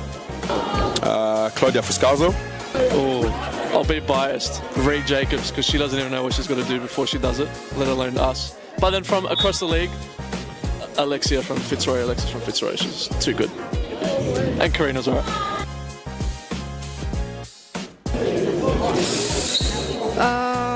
Let me actually think. Fitzroy's white kit. Which team has the best kit in the league? Biased opinion, but also Fitzroy. That's easy, it's us. I'm sorry, it's us. Not a question, Melbourne AKU. Liz Air. I think that one will have to be Layla Abdulatif. She would definitely win every time. Ooh. And so we return from timeout. Michael Newen, the difference maker. Pascoe Vale just showing more poise, showing more of a piercing edge. That being said, Carlton Heart have had their chances. Matt Cruz stolen at the near post, and so very nearly could have had this looking differently. Jaden Watson forced Baker into an elastic save before he made way. Though right before the timeout, it was a gorgeous lift from Kevin Lamb, and Newen went the same to go over Ibi Habe, who is a serious keeper of stature. Mob had too much on it, and so Hart did not go into their timeout 2 down. Though they must find something. Cruz, Flores. That's Shaban Rajab, who has looked lively so far this evening. Luis Flores, Barreto peeled. Cruz went there, Newen cut it out. And now Kevin Lamb, who can charge and steer for Sako Al Jarin. Lamb, while Jarin only just kept it alive. Newen. It's measured, and Flores left one on while Jarin to give away a free kick.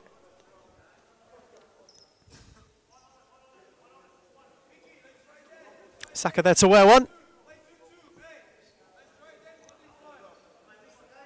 Player who has been a real bright spark in what's been a mostly cloudy Pascoe Vale campaign up till this point.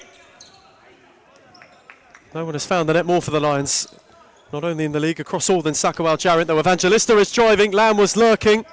Rajab got the ricochet, and now Flores can go. Cruises up with him. Nguyen was there to close the door and become encased in battle, of which the touchline will bring a truce to. Rajab blocked by Lamb. Shaban Rajab second. An easy gather for Baker. Michael Nguyen. Evangelista.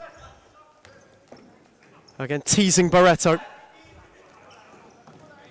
Nguyen. Lamb. Rajab the only one waiting. Steered up for Cruz once again. Set back for Barreto. Shaban Rajab, Matt Cruz. Nguyen in retreat, steered it centrally. Lamb was there to read it. Evangelista, who has got room to fire into, and Felipe loves that more than anything. Steered on for Sakho Al-Jarrett. Lamb waited on Nguyen, while Jarrett poked it out for Evangelista. Kevin Lamb, this is patient from Pascavel and really nicely measured. Nguyen retreating in return. While Jarrett, Kevin Lamb, Felipe Evangelista. Return from Wild Jarrett. Evangelista will drive, Rajab will block, and Cruz will clear just to be sure. A really, really good passage though for Pasco Vale. Side who are in unfamiliar territory. 3 consecutive top 3 finishes upon their re-promotion to the top flight. This now the first time they have been tested in and around the drop. While Jarrett looking to shift away from Rajab. Michael Nguyen again rekindled. He's been superb so far. Kevin Lamb, he will drive. Habe will collect without much fuss. That fling too short for Cruz. Evangelista took over, as did Flores, and Cruz was out the back! And Carlton Hart are level from nowhere. Cruz didn't need a second look. And Carlton Hart have ripped the game right back. And how they needed him to deliver. He missed one earlier at the near post. That time, there was no denying and no doubting Matt Cruz. $1 million man with potentially $1 million finish. Composed, crisp, and exactly what Carlton Hart ordered, a jump start to an evening for them which was going down the route of a drab one. Evangelista and Angel Barreto again engrossed in battle with one another. Good read from Nguyen, while Jarrett, Michael Nguyen, Evangelista. Pasco Vale must go again if they are to get the lead back before the break. 5-2 it in Darabin. Havey came a long way and to good effect.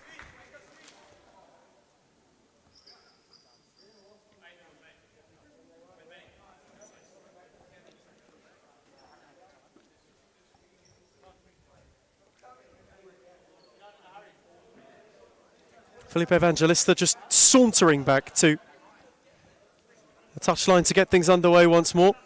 He will leave for while Jarrett to drive it. That was hit with force, real force. Lamb was lunging, though it had too much on it even for him.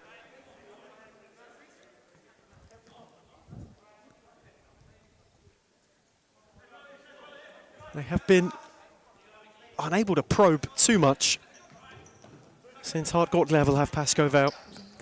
There's Bowie, no way beyond Wild Jarrett.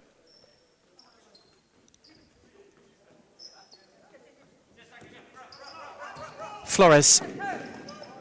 Set back for Habe, who was under pressure from Lamb, and as a result could only clear. Michael Nguyen. Kevin Lamb. Looking to drive, Barreto put a stop to it, Angel Barreto battling, and battling brilliantly. Bowen lost out, Lamb then took over. Jaden Watson, happy to clear.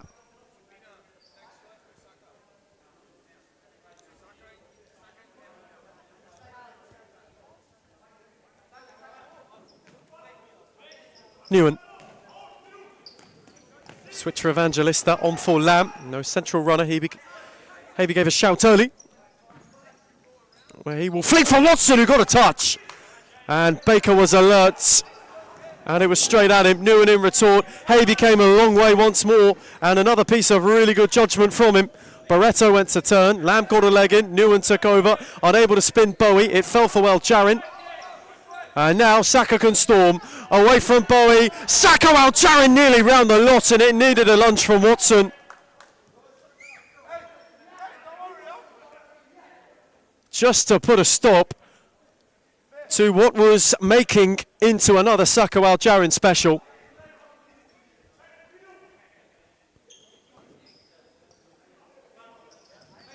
Evangelista arriving. Steered for Newen, who stole it ahead of Flores and steered it away for the keeper's ball. And so this half's complexion has changed entirely.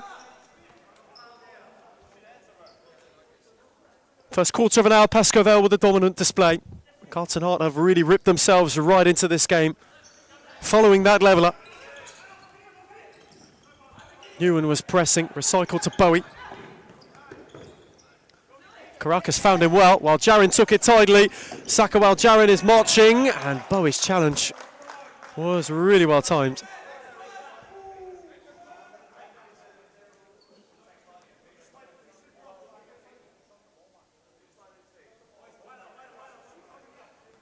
Saka Jarin thought he was fouled. Michael Newen simply just asking the question. While Jarin's take, Michael Newen will drive it. And Pascoe Vale will have a corner. Was well across by Caracas. Just to intervene, and again they are pushing. Evangelista set for Jarin, who will whack his effort wide.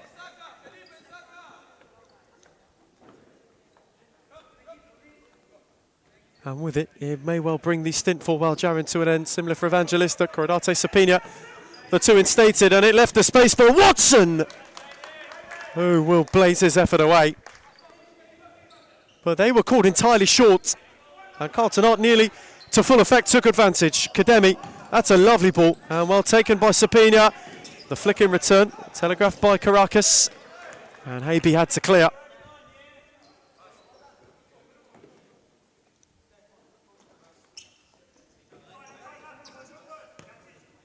Baker's come a long way. Kademi's found him on the switch. Newen, Baker, acting as a fifth man for the time being. Kademi, Michael Newen, Sapina, Kademi. Switch for Corradate. Newen, it's well worked by Pascoe Vale, really well kept. And then Kademi went and lost it. Barreto recovered and was just able to keep it. They've done well at frustrating Pascoe Vale since that equaliser of Carlton Heart. Haven't landed too many opportunities, and where Baker has come, Hebe has too, and it's split him and Barreto. Kademi's in a rush. Michael Newen wants calm. Corradate. Newen. On for Kademi. Sapina. Kademi sizing up Caracas. It's a good take from Corradate and a tidy ball for Newen. It was intricate to find him. Michael Newen just unable to get it out of his feet in time to keep it.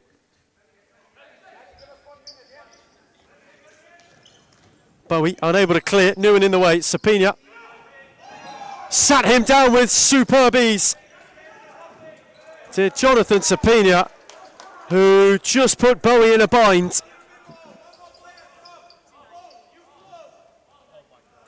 That is a Spanish salsa if ever you've seen one. Superb. Oh, it did not quite come to fruition for Pascoe Vale, and Bowie has taken 4 seconds.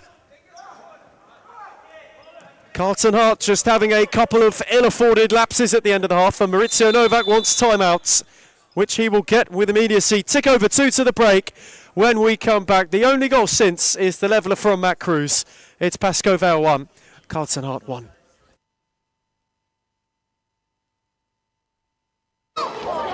Layla Abdulatif, baller.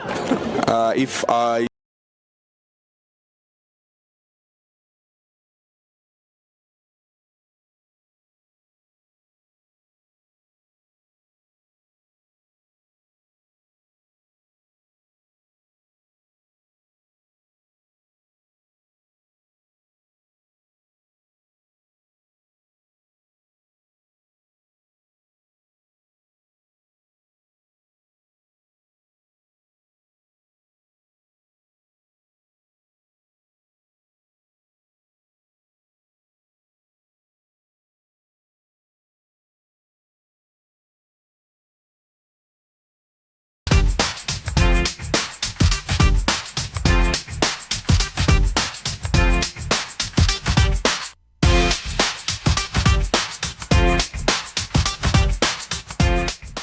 of people hate Hume.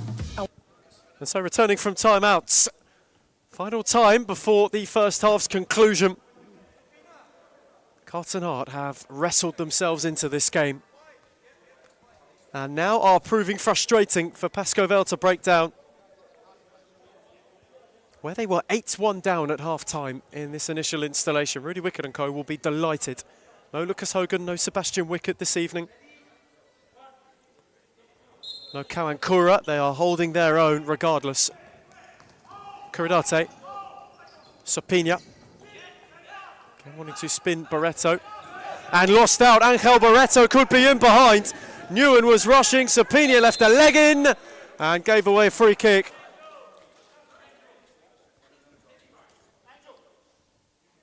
They just for a second switched off and Carlton Heart pounced. It was bullish from Barreto, but also brilliant. And so a late free kick for Carlton Heart to see if they can flip this first half on its head. There will be Bowie's drive, and Newen wore it. And wore it flush. Watson, Bowie. Set back for Rajab, who will fancy a drive himself. It was awkward for Baker. Jaden Watson on a collision course with Kademi took a tumble. Rolled out for Kuridate, now here is Kademi. Michael Newen. Kuridate. Sopina. Newen. Patient from the Pascoe Vale skipper. Kademi now. Newen, Kademi, Michael Newen once more. What can they carve to close the half? Sopina. Who do they look to for inspiration? Kuridate was wasteful. Too heavy, far too heavy. Or would it be Carlton Heart to have the final throw of the half? One where they had faltered early, though since have gone toe-to-toe. Bowie, Watson, tidy return. Bowie left it behind. Newen, Kuridate. Sopina. And Shaban Rajab wore one inadvertently and went down.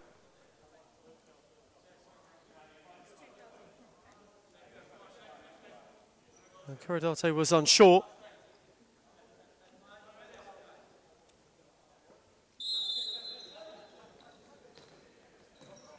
Rajab got it back from Bowie. Final first half minute. Is there to be a late show? Watson. Cruz, who got Heart level. Jaden Watson, Shaban Rajab. Speed for Cruz, who got out the back. And his header was not one which troubled Baker too much. Newen again patient, again measured. Kademi. Very methodical from Pascoe Vale. Michael Newen will steer it, and Kuridate couldn't make contact.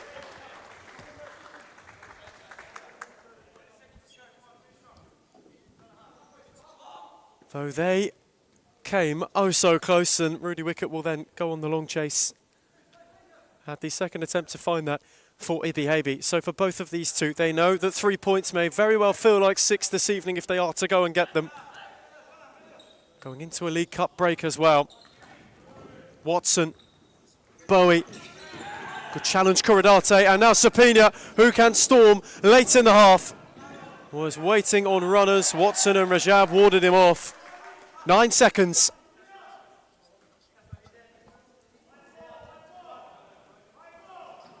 Sopina, Kademi. Kademi still going, and Michael Newen was on his own and had a golden look at a late double. He just didn't catch it cleanly, did the Pascoe Vale captain. Had he done, they may very well have gone in ahead. So Heart survive a Heart attack late in the half. They survive a scare of their own, and through Matt Cruz, who got themselves level, Michael Newen got it going, though there is nothing to split these two at the break in Darabin. It's Pascoe Vale 1, Carlton Heart 1. Why do they hate where we're going to and heading to? I can truly say it's jealousy. You can see he's pretty professional now. Even for me, from an outside perspective, I can see the development of the club, and it's just a different level. I said, look, I want to take Hume into a different direction of expanding our connections, and that's when we started thinking abroad and thinking about, okay, what's Hume's future looking like? Are we going to sit the same, or are we going to grow? A part of any journey is learning, right? So Adam's learnt a lot, you can see. Made a lot of mistakes in the past. It was a rebuild. I took players from Championship, I took players from outdoor, anything just to stay into the league. Obviously not to let the Hume badge fall. We took it into a different direction, which was the wrong direction. And you can see how we can transform a team within a very short period of time. It's only been, what, 6-7 months? And we're like a really well-oiled engine now. Going for top three, sitting top three at the moment, where everyone doubted us, coming from relegation, bringing in one of the best coaches in Australia for futsal, bringing in players that are young but can shine. I think that's the best step that we've taken, pretty much. Nando came in and brought different kind of energy. Obviously, I came back from injury pretty much the same week as Nando signed with us, so it was kind of like a coincidence. You can see the progress and what we've been doing for that long, like how much we've improved as a club. Even when they're undermanned, even when the odds are against them, like we're fighting this season. That's the beauty. Previously, when I came, I didn't know. I didn't have a feeling if we're going to come back or not. But now I always feel like we're in it. When you're winning games, right, it brings a different energy. When you're winning week in, week out, or you drop points here and there, but like you're winning 80% of your games or something, you're on a high. I think it makes a really big difference to Adam. He's been unbelievable as a president, as he goes obviously last year. So he's obviously been a big part of all of this, and he's been doing unbelievable. Big credit to everyone, to be honest. We're on the right track, I believe, and hopefully we just get better from here. It's all about the brotherhood. It's all about passion. It's all about, if my brother's falling down, what can I do to pick him up? Or how can I pick him up? It doesn't matter what you do at a club. If you're there long enough, it becomes like your property kind of thing. It feels like you have a piece. You want to stand up and protect it. So I'll always want to protect this club, no matter what. We focus on everything. We focus on all the aspects. And I think that's what a lot of clubs don't have. A lot of clubs hate on us because of that. And the fact that we bring passion to the sport, there's no limit. The sky's the limit. When you have teams like Fitzroy, who's been up there and played the nationals, or you have teams like Moreland who played national tournaments as well, if they can do it, why can't we?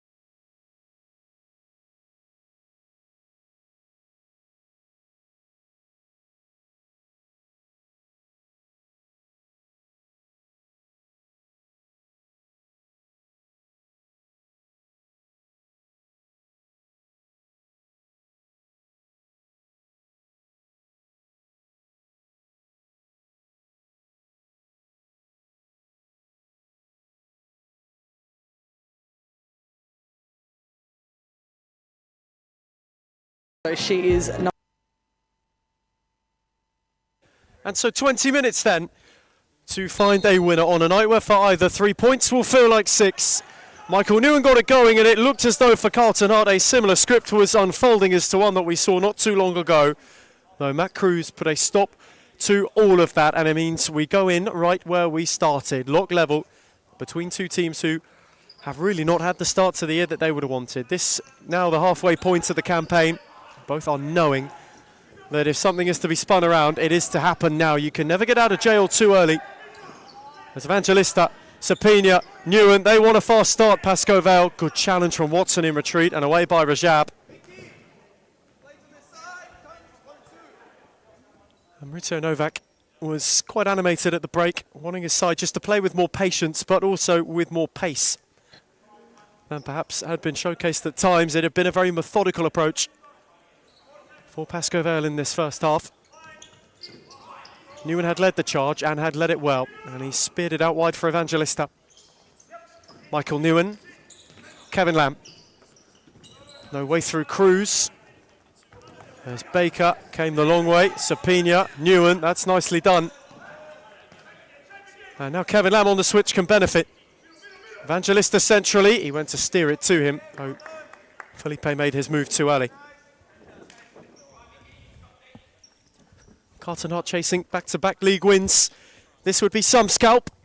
They won a true thriller over Thornbury United last week. That finally got them up and running for the league campaign, though they are open here. Sapina, Evangelista, Bowie got a boot in. Evangelista, return for Sapina, and Habe makes a massive save to deny Jonathan Sapina what would have been a really lovely goal. Terrific stop. Carlton Hart shot stopper, he's having a good night. And has had a mixed start to life since the mid-season move from Moreland as Ibi Habe, but that's save one that even Sapina is appreciating. And rightfully so, it's a terrific stop. Still they go again, Lamb, that's gorgeous. And then out of room only just. But he has looked to get going whenever he can tonight, Kevin Lamb, so far. An explosive element of a player of his calibre, a player of his stature. You saw what he was capable of at first part of 2025 when Pascoe Vale were truly in a title bid. It's Bowie. Good challenge of Evangelista, taken over by Newen. Sapina left it behind. Michael Newen bundled into Watson and gave away a free kick. Was well won in the end by Jaden Watson.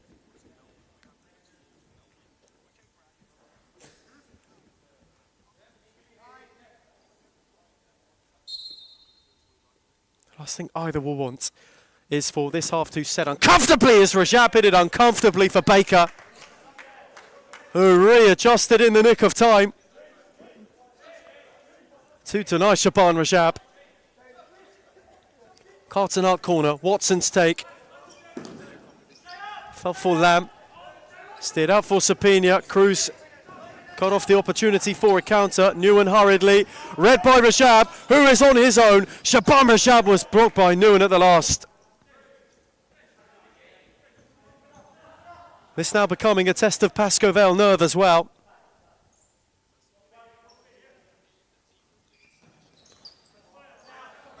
Central for Bowie, who just could not get on the end of it and could not get a touch on it. You've just joined us tonight. Aku got it done in the early kickoff against Thornbury. That which is setting the Hounds on a collision course at the moment to be bottom of the table if it stays this way come evening's end. Pascoe Vale have been probing. Carlton Hart have tried to take their opportunities when they've presented themselves. Newen, Sapina, Evangelista, Jonathan Sapina. Newen, lovely return. Sapina, Lamb, gave it a drive, and Habe got palms. Much more intricate, but much quicker from Pascoe Vale. They have got themselves a corner. Kevin Lamb with depth for Evangelista, who got beyond Bowie and steered it for Sapina. Habe on the splits. Rajab was there to intervene.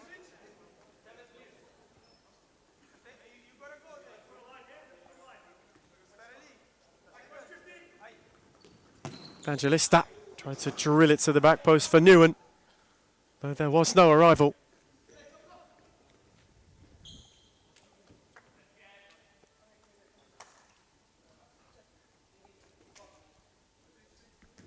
You think of the amount of investment, you think of the time and the signings that have gone into what Pascovel have looked to produce. Newen and Mazen Abdallah were right at the start of that. Kevin Lamb then came to join the party. Sako Al-Jarin over the summer just gone. Sapina mid-season, Kevin Dos Santos likewise. And it still has not yet come to the fore, though. That is gorgeous from Evangelista. And in behind is Michael Newen. He forced himself wide. Cut it back for Sapina. And the opportunity went as quickly as it arrived. Sapina, Newen, that's tidy. Jonathan Sapina. Lamb. Bowie will dive in, and he got ball.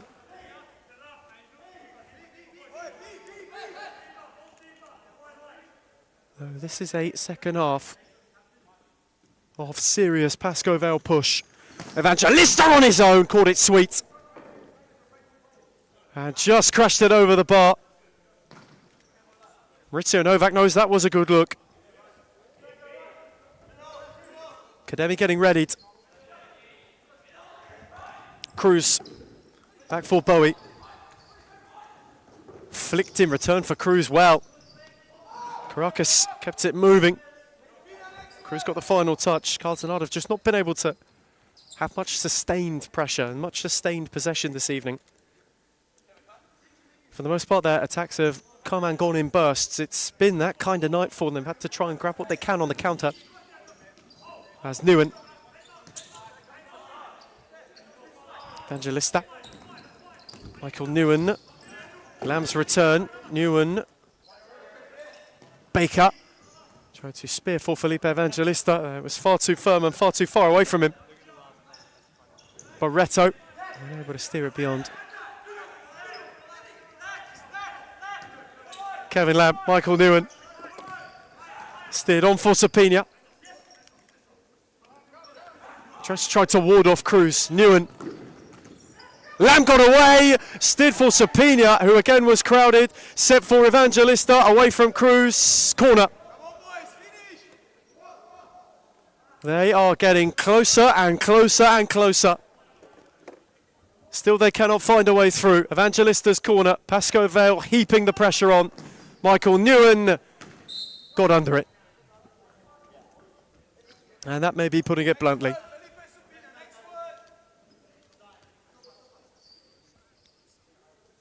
Had that opportunity just before half-time, Michael Newen, to not only get himself a double, get Pascovel back ahead.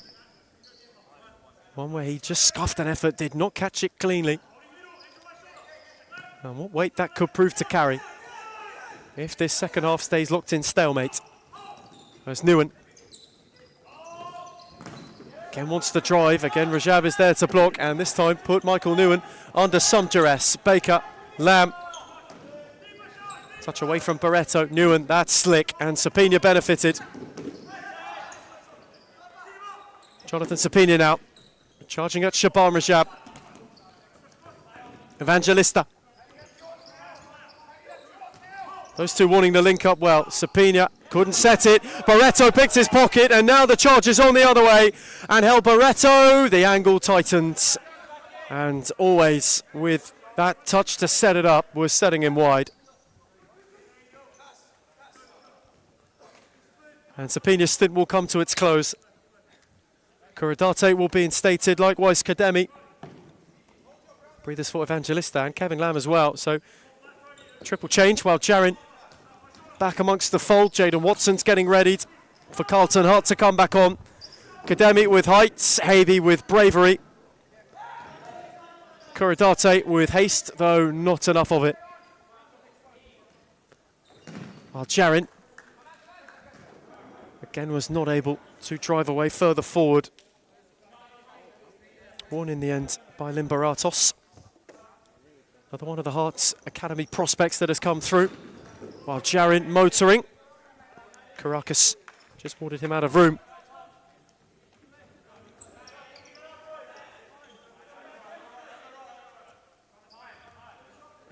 Caracas again. Set too steady. You saw the last campaign Carlton Hart had in the top flight. They blooded a lot of youngsters. The same is happening here. A couple of those mid-season arrivals. You think of Bowie, who's looked most tidy, and Angel Barreto's made a difference tonight. All trying to pick this club off the canvas. Too long for Wal Jarin. Still plenty of time to go for either of these two teams to stamp the evening as their own. Rajab under pressure, could only clear.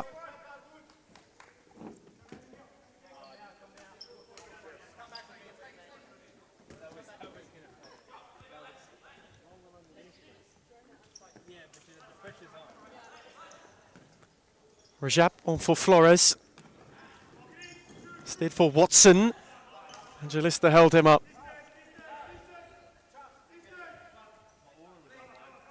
Jaden Watson. Flores had just gone behind him and starved Watson of a way out and an option, where he was then really run into a red and black cul-de-sac, on which he could not find a way through nor find a way out. Kademi measured. Corridate spun sharply. Rajab was in robustly. Pascoe Vale wants a foul, which they won't get, and that has drawn the ire of the bench. Kademi, Corridate, Rajab through this time. The look on Aidan Chachi's face said it all. He was not pleased. Not in the slightest. Evangelista now, bundled into by Flores. That will be a foul.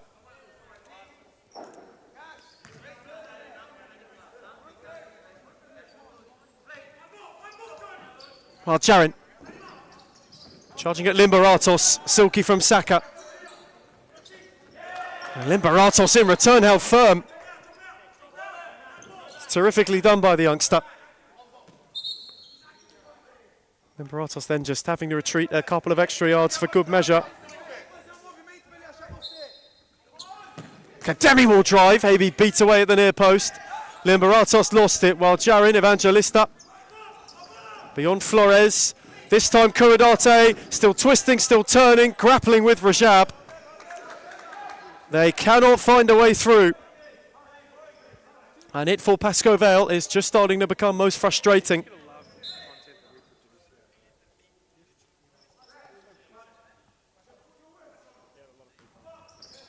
Evangelista. Shifting a yard was Felipe. And he just steered it wide of the near post. As Habe saw it, Leighton was sprawling.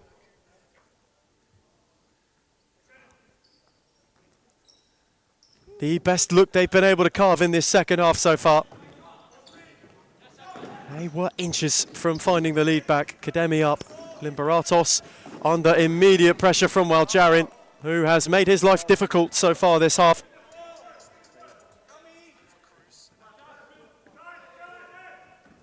Saka Wal Jarin away from Limberatos, beyond Flores too, and then Rajab was there to once again put a stop to his venture. Was nearly sumptuous from Saka once again. Evangelista. This time his turn to drive. Flores got in the way. Luis Flores put him under duress. Baker came the long way. Could only find Habe. And Habe went direct, went the slicer. Baker spilled it. Flores benefited. Kademi got a foot in while Jarin took over. And now the counter. Flick for Evangelista, who couldn't steer beyond Rajab. He and Saka Wal Jarin now battling, and Baker will have a much calmer time of it this time. Kademi.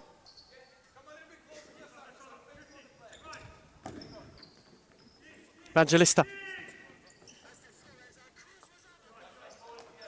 Again patient, again measured for Pascoe Vale, who have settled back into the rhythm. It was similar throughout this first half. Corridate, Kademi, Evangelista. While Jarin had to ward off Corridate. They cannot afford this 2-4 stale once again. Hart are coping for now. Corridate slid it for Kademi with just a fraction too much on it. though that is the incision they will need, and it is met with rapture from the bench. Something a little different. Must be said, it's become very brisk in here all of a sudden. There is that classic chill. Thank goodness we're indoors. You must be thinking on a night like this. Limberatos. Oh, Jaron got a foot in. Rajab measured. Watson now. Too much on it for Limberatos. Good press from Kuradate.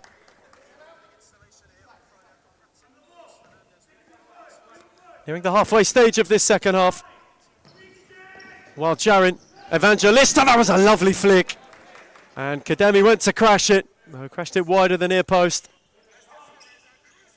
There is no change to how things looked at the half.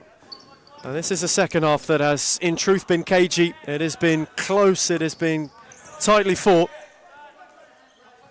You just get the feeling, if this goes on much longer, will they go to fifth man, Pascoe? Kevin Lam has looked a real threat when they have done this season. It has proved a difference maker for them. Allowed them to rescue a point on a couple of occasions so far in 2026. Evangelista, while Jaron, you just think, how long will they leave it? How long will they let this stay? Or will Saka, while Jaron, provide the way? Flores wore it flush and was just unable to prevent the corner.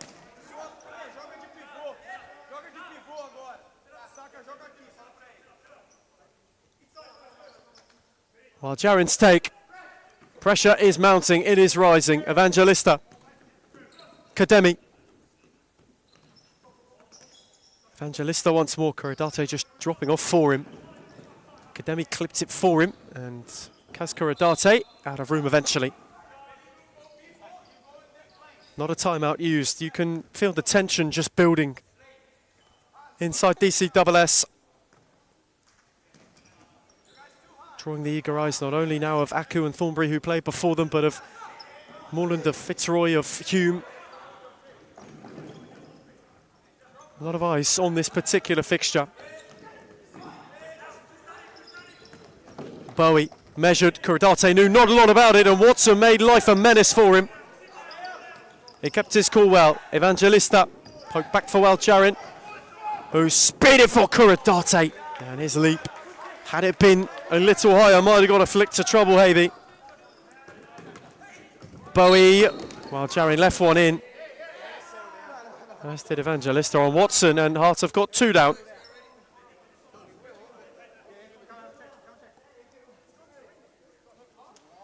Rudy Wickett will check on Jayden Watson. He can ill afford him to go down.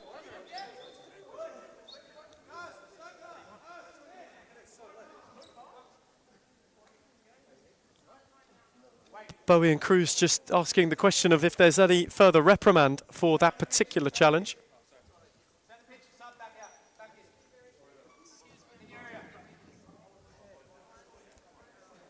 Have enjoyed the game of Josh Bowie this evening.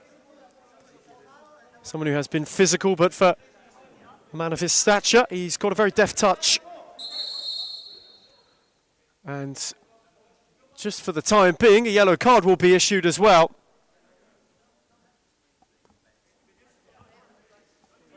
On the Carlton Hart bench, and wow, that is most bizarre. Matthew Rodriguez finding himself in the book. Well, he's not best pleased about it, and Jayden Watson has stayed down, and this is most unpleasant.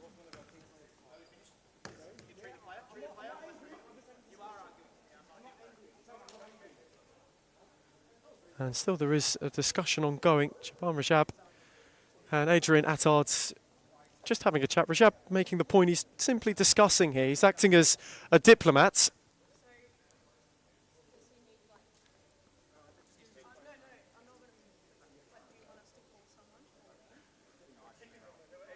As this has looked really uncomfortable for Jayden Watson.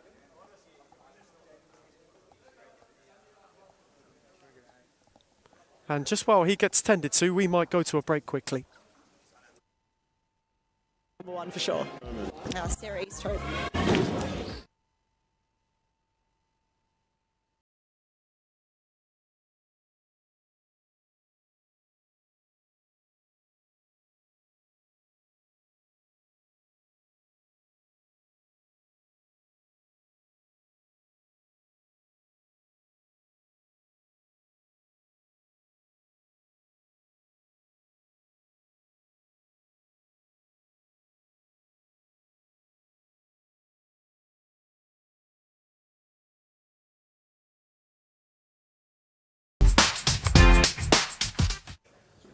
Jaden Watson just receiving the attention, the treatment he needs. Thankfully, he was able to be back on his feet. Given a handoff by Shaban Rajab. Jonathan Sapino as well joined in just to be sure. And he is icing that ankle. Felipe Evangelista called him, that's certain. Thankfully, as one or two of you in the comments have alluded to, we are still not in need of another replay of this fixture. Funny though that would be, as here is Bowie. Flung on for Vu, who had 2 to go round, found a way through Flores in the end. Set back for Michael Newen, on for Kevin Lamb, who has got room, and had Rajab there to meet him in the meantime. Shaban Rajab, Vu got the final touch.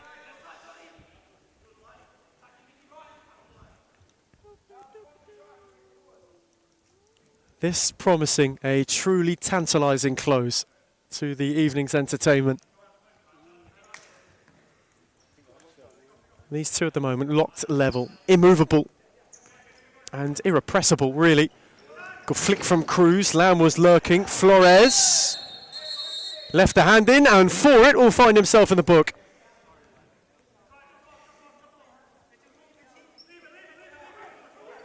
Luis Flores arguing the point. Adrian Attard has heard and seen enough. Flores yellow card.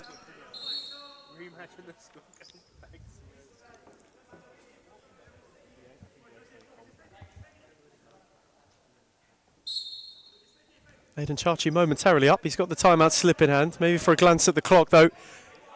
It was in a brandishing way. Newen. Sapina. Vu. Michael Newen. Set on for Sapina. Those two have worked well in tandem this evening. Truly. Sapina's looked incredibly lively. Vu wanted to spin Cruz and couldn't. Habe came through in the end to prevent it from trickling out because he saw Flores in space, as did Kevin Lamb, who put a foot in. And so, after this, we go to a string of Series Futsal League Cup action. We don't come back in the league now until right at the start of August. Final wintry month. And for Pascoe Vale and Carlton Ard, it's been a wintry start, a wintry half to the season. They'll be hoping the coolness of results subside in this time. Look ahead to those League Cup fixtures for both of these two teams. Pascoe Vale face Footscray, 3:20 on Sunday. Again, the question of a doubleheader, how easy it is to back up. Carlton Ard are the late closer against Arians. And then it is Pascoe Vale's turn to take on Arians. Carlton Ard face Moreland, which is quite the prospect. And that last one before a series return, it is Pascoe Vale's turn to take on the Moreland Blues, and Carlton Ard have Melbourne Aku. So a trio of cup fixtures that all prove and perhaps hold their own promise for either club, as Kevin Lamb has had his time elapse.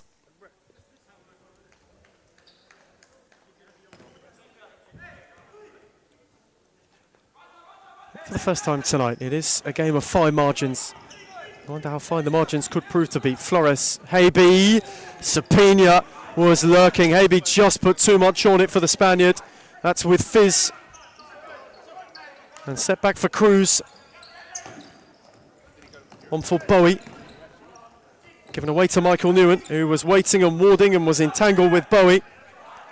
Set back for Julian Vu. Newen did well in the end. Kevin Lamb. Provocative for Sapina, and lurking when he could have had a shot. He tried to square it for Lamb.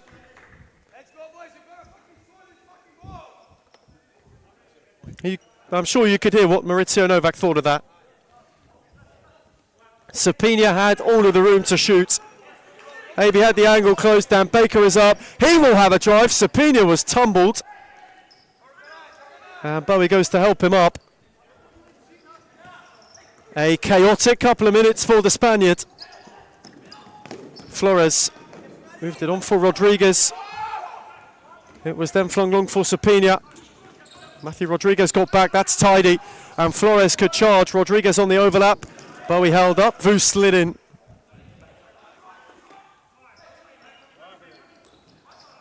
Cruz, Bowie.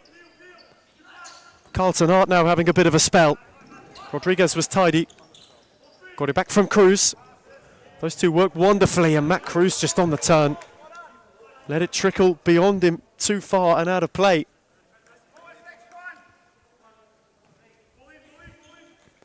Kademi. What have Pascoval got to go and get a win from this game? Or will Hart go and find a way to crash it? Sapina. Provocative for Lamb.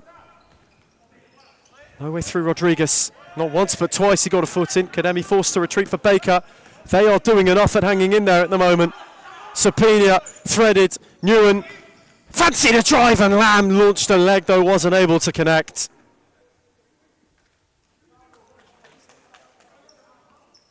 Again though, Pascoval with pace are able to carve Carlton open. It just needs the finishing touch. As Bowie warded off Newen. It's good ball to find him too, and he got a shove.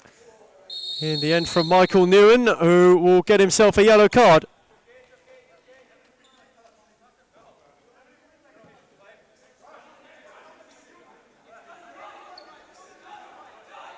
Jonathan Sapina, Michael Newen engrossed in conversation with Adrian Attard, and now Jonathan Sapina will find himself with a yellow card too. Complete and utter chaos.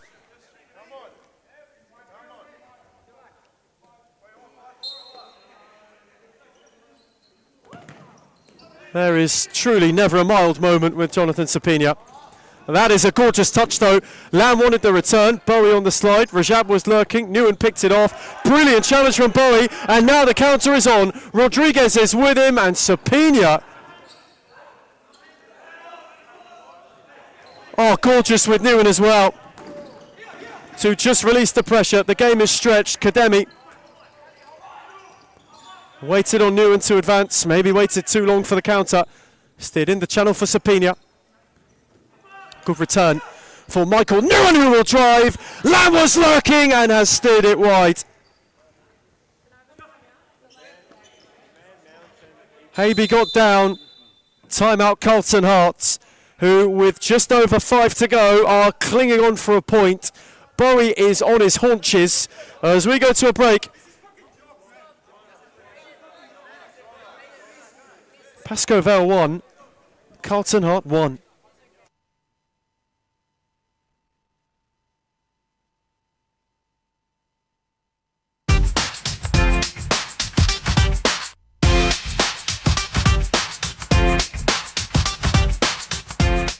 Why do people hate Hume, and why do they hate where we're going to and heading to? I can truly say it's jealousy. You can see he's pretty professional now. Even for me, from an outside perspective, I can see the development of the club, and it's just a different level. I said, look, I want to take Hume into a different direction of expanding our connections, and that's when we started thinking abroad and thinking about, okay, what's Hume's future looking like? Are we going to sit the same, or are we going to grow? A part of any journey is learning, right? So Adam's learnt a lot, you can see. Made a lot of mistakes in the past. It was a rebuild. I took players from Championship. I took players from outdoor. Anything just to stay into the league. Obviously not to let the Hume badge fall. We took it into a different direction, which was the wrong direction. And you can see how we can transform a team within a very short period of time. It's only been, 6-7 months? And we're like a really well-oiled engine now. Going for top. 5 to the close for either of these two to truly get going and end what's been a topsy-turvy first half of the campaign. Torrid for both. 3 points would be terrific. It could perhaps in and of itself be fortune-changing.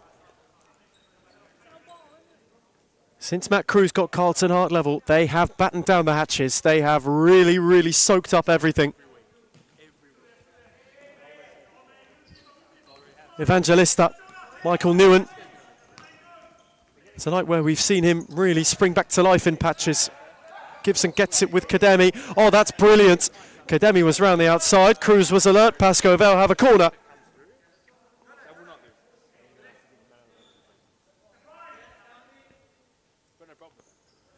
Kademi's take with depth. Evangelista, Sapina.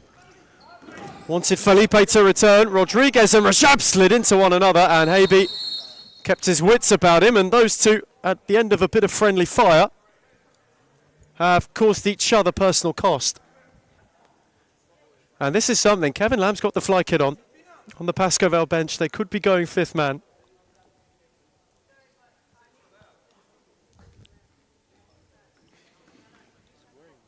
A tried and trusted tactic for Maurizio Novak and co. Something that he wants to keep under wraps, something Carlton Hart are still to this point unaware of. Bowie with a loose touch. You just wonder, when will the plug be pulled? And you get the feeling it's going to be right this second. Dan Baker will immediately go and give way. And so Kevin Lamb and Pascoe Vale are going fifth man to go and get something from this game. Can they find a way to win it in 4.5? While Jarin got it from Michael Newen. Good interchange between those two. Newen, Evangelista. Michael Newen, they've got to be patient, they've got to probe. Kademi, well kept, good take from Evangelista. Kevin Lamb is just lurking, he has been here, there and everywhere so far, he has been darting. This time went centrally, Evangelista, Newen, Hart are doing their bit, Pascoe Vale being forced back. Though there is no sign of possession cracking. Newen, Lamb, gorgeous, while Jarin, denied by Haby. Oh, what a save via the bar. A piece of Haby heroics has just preserved parity. And still Pascoe Vale go. Newen out the other way, too little for Evangelista, and Lamb will get on his bike.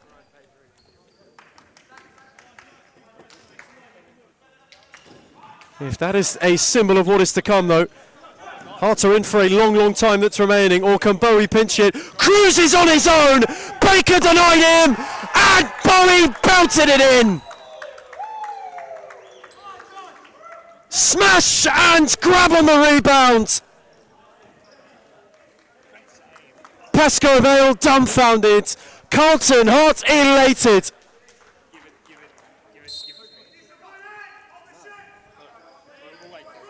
Is that a hammer blow? While Jarin, Lamb, Bowie on the slide. He's looked likely all night. And under pressure, Bowie delivers.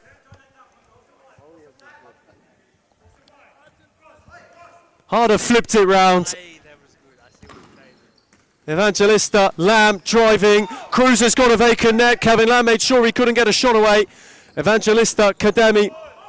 Lofted for Newen. They now have to go and save this game, let alone win it, Pascoe Vale. Lamb's drive, Haby save. Rajab, anywhere will do. Michael Newen will rekindle.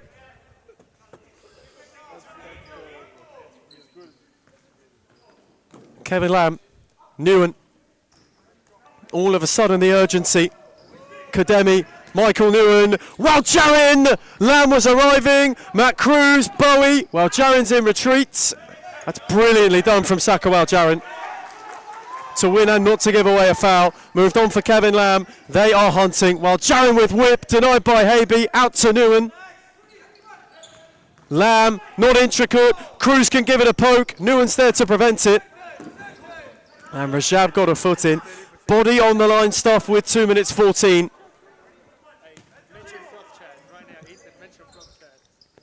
Evangelista, Newen out the other way. Kevin Lamb. While Jarin, corner.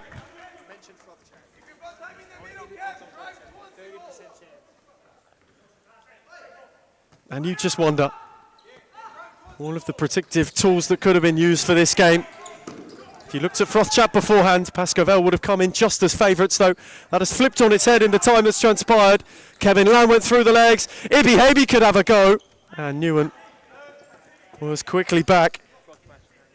It was nearly 70-30 at the start of the game in favour of the Lions on Froth Chat. How it never, ever follows the script. How it never follows even the numbers we put up on WeFroth. Michael Newen, can they pinch something? While Jarin, Lamb, desperation station for Pascoe Vale. Set back for Michael Newen.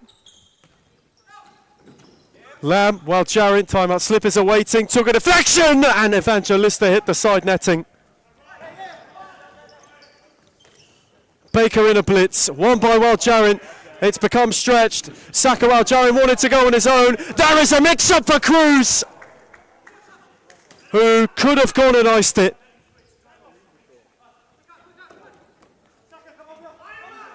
Maurizio Novak wants timeout. He will go and issue it. While Jarin, Nguyen, left for Lamb smartly. Sakawal Jarin, Ibi Heibi. It'll dip, but it won't dip enough. And they will have timeout. And to think, when they first played this fixture, it was 8-1 at the break. Pascoe Vale now on the second chance, having to do it all. As we go to timeout, it's Pascoe Vale 1, Carlton Hart 2. Sitting top three at the moment, where everyone doubted us, coming from relegation, bringing in one of the best coaches in Australia for futsal, bringing in players that are young but can shine. I think that's the best step that we've taken, pretty much. Nando came in and brought different kind of energy. Obviously, I came back from injury pretty much the same week as Nando signed with us, so it was kind of like a coincidence. You can see the progress and what we've been doing for that long, like how much we've improved as a club. Even when they're undermanned, even when the odds are against them, like we're fighting this season. That's the beauty. Previously, when I came, I didn't know. I didn't have a feeling if we're going to come back or not. But now I always feel like we're in it. When you're winning games, right, it brings a different energy. When you're winning week in, week out, or you drop points here and there, but like you're winning 80% of your games or something. You're on a high. I think it makes a really big difference to Adam. He's been unbelievable as a president, as he goes obviously last year. So he's obviously been a... And so, into the final minutes, Pascoe Vale are chasing it. And if you looked at any sort of data analysis, you would have seen 7 times out of 10, they were predicted to win it. Is this one of the 3 where Carlton Hart prevail? The next minute will tell us all we need to know. Evangelista Kademi, it is now or it is never. Felipe Evangelista, no way through. Cruz went to press and opened up the space. Well left for Evangelista. Kademi was lurking. It will be a corner. Carlton Hearts were in mouths. Evangelista with haste. Time is the most precious of commodities now for Pascoe Vale. Michael Nguyen. Evangelista, Nguyen. Another corner. 24 seconds to save themselves. Or for Carlton Hart, is it to be back-to-back wins? Is it to be level on points with the Lions? And for Thornbury United, it may very well prove to be the foot of the tree anyway. Come the end of the evening, they've got to get a shot away. Time is precious, 10 to go. While Jarin, Nguyen, that might be that. That might be that. Heibi just went to fling it away, saw his time expiring, went for distance over danger. Baker is bolting. Time is running out. 2 seconds for Sakawal Jarin. It's steered over. And Hearts are over the line.